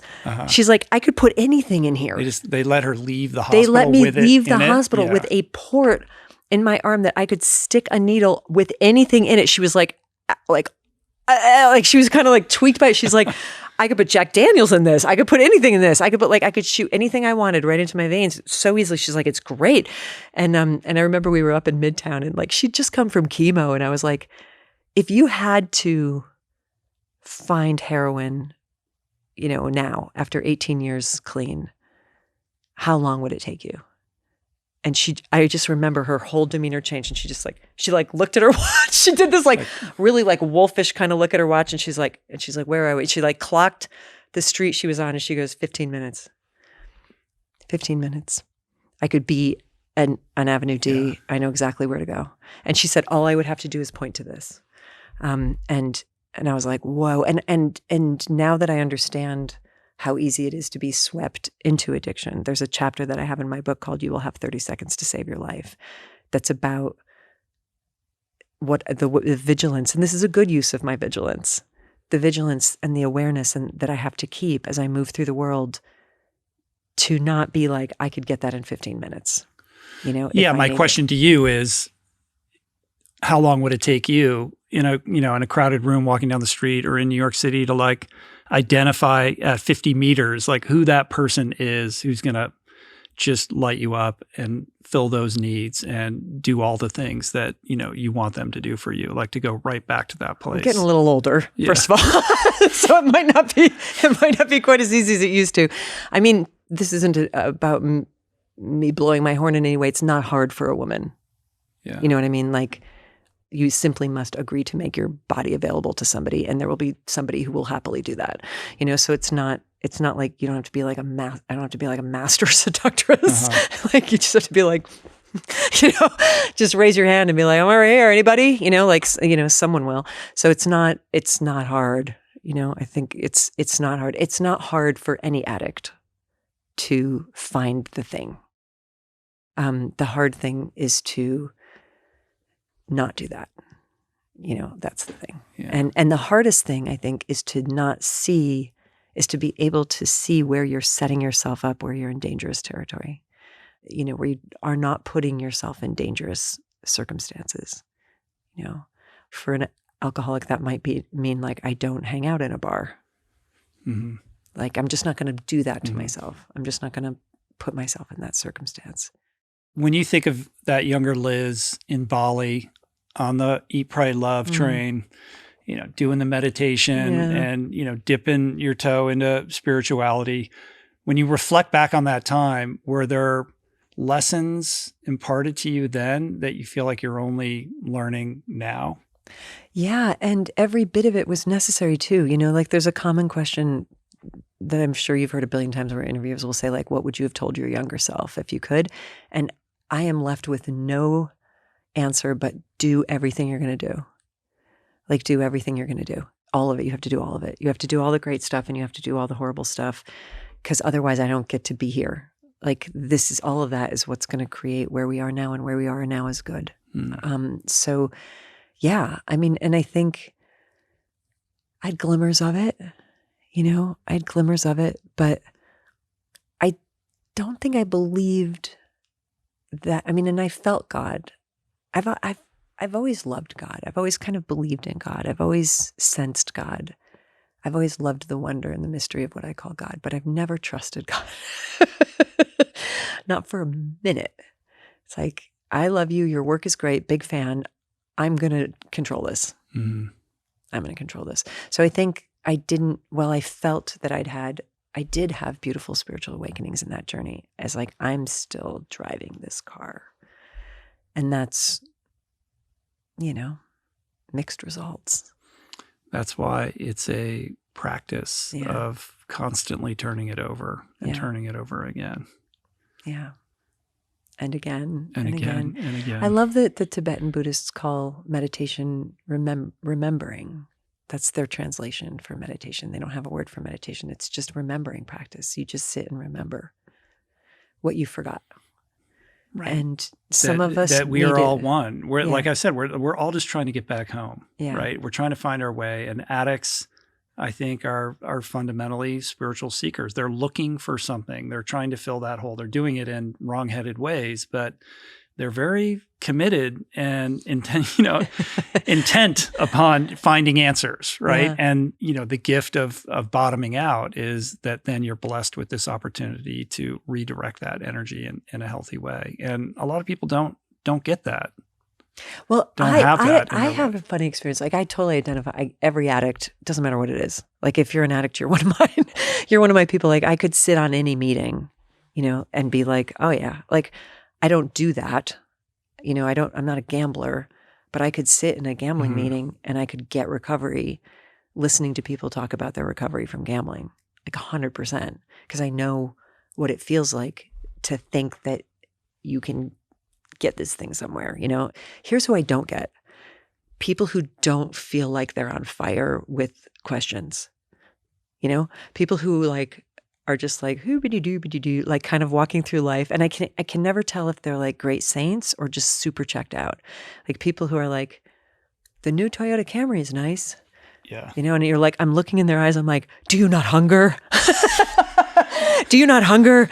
Are you not baffled by this? Are you not like, and they're just like, blah, blah, blah, blah, blah, blah. And I can never tell, like, what's it feel like to not have your head on fire? What's it feel like to not be famished for experiences? What's it feel like to be satisfied?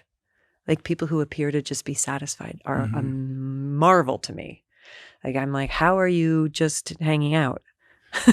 Yeah. I mean, it's either a Buddha consciousness or it's completely, it's complete distraction or repression. And I can't know. Yeah. So I'm going to assume Buddha consciousness because it's a more generous interpretation. But like that's what I don't get. I get addiction.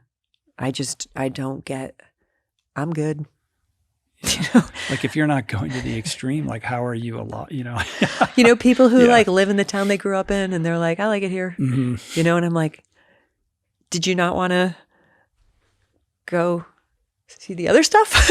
I mean, God bless Did you not want to like go? Them. Like, I know it's incredible. Like, and meanwhile, it's like, I'll probably end up back in where I grew up and be like, after all that, right? I just circled around and came home. You had to do all those things to go be the neighbor naturally to that with the guy who just never left. Who was like, oh, good to see you. I knew you'd be back. Yeah, exactly. Who's the teacher? Exactly. Liz? I mean, that's why those people are mysterious to me, Yeah. because I'm like, I don't understand. There's a scene in Eat, Pray, Love with this Irish guy that I met there at the ashram who was deep on a hard spiritual journey. And he said he went home and he was trying to tell his father. His father was like a sheep farmer in County Cork who was like 9th generation on his land, just living in this life of routine. And this kid was just a seeker, and he'd spent his entire life traveling the world. He came home to visit his dad, and he was like telling him about meditation and about India and about chanting. And his dad's just listening and like staring into the fire. And he's like, Dad, you got to try this meditation. It gives you a quiet mind, Dad. It gives you a quiet mind. And his father said, I've got a quiet mind, son. Yeah. But my friend didn't. And when you don't, I think you have to become a seeker. I don't have one either. So I have one now more than I've ever had one. But, it's an arcade in here. Yeah, me too. Welcome to the asylum. You're the best, Liz. I love you. Rich, I love you too. This was fantastic. I could just talk to you. I could do this every day with you. Oh, you're amazing. So are you. You've Thanks inspired me in so many ways over many, many years through not just your books, but your example, the way that you show up, your courage to be as honest and as vulnerable as you are. And this latest chapter is just a whole new level of that. It's really beautifully written, and I think it's going to help a lot of people. So thank you for that, and keep doing your thing. Yeah, I'm always I'm always here to support you. I'm such a massive fan. I just have a huge place in my heart for you and feel very connected to the mission that you're on. Thank you. And I to yours. Let's keep going, huh? Thanks. Final thing. Is it true that you met Adam Skolnick in Bali during that Eat, Pray, Love situation? Is that fact or fiction? Not only is it true, Adam is in Eat, Pray, Love. He is? Yes. I did not know that. He is. I didn't know. He is in that is Eat, Pray, like Love. a news flash. Yeah, it's true. All right. Please just tell this postscript story quickly. My friend and yours, Yeah. Adam Skolnick, I met in Ubud, Bali in 2004. And we became friends, and he came to my 35th birthday party, which was held at YM, the healer's house. And he's got a couple lines in the book, and we've been friends ever since. I didn't know that he had lines in the book. And do you know, he's obviously a very happily married man now, but when he was a young single man, a very good calling card to get women to like him and trust him was to say that he was friends with Liz Gilbert and that he's a character in Eat, Pray, Love. How many dinners did you dine out on that one, buddy? How many dates? I plead the fifth. All right. We're next roll on. This is going to be explored.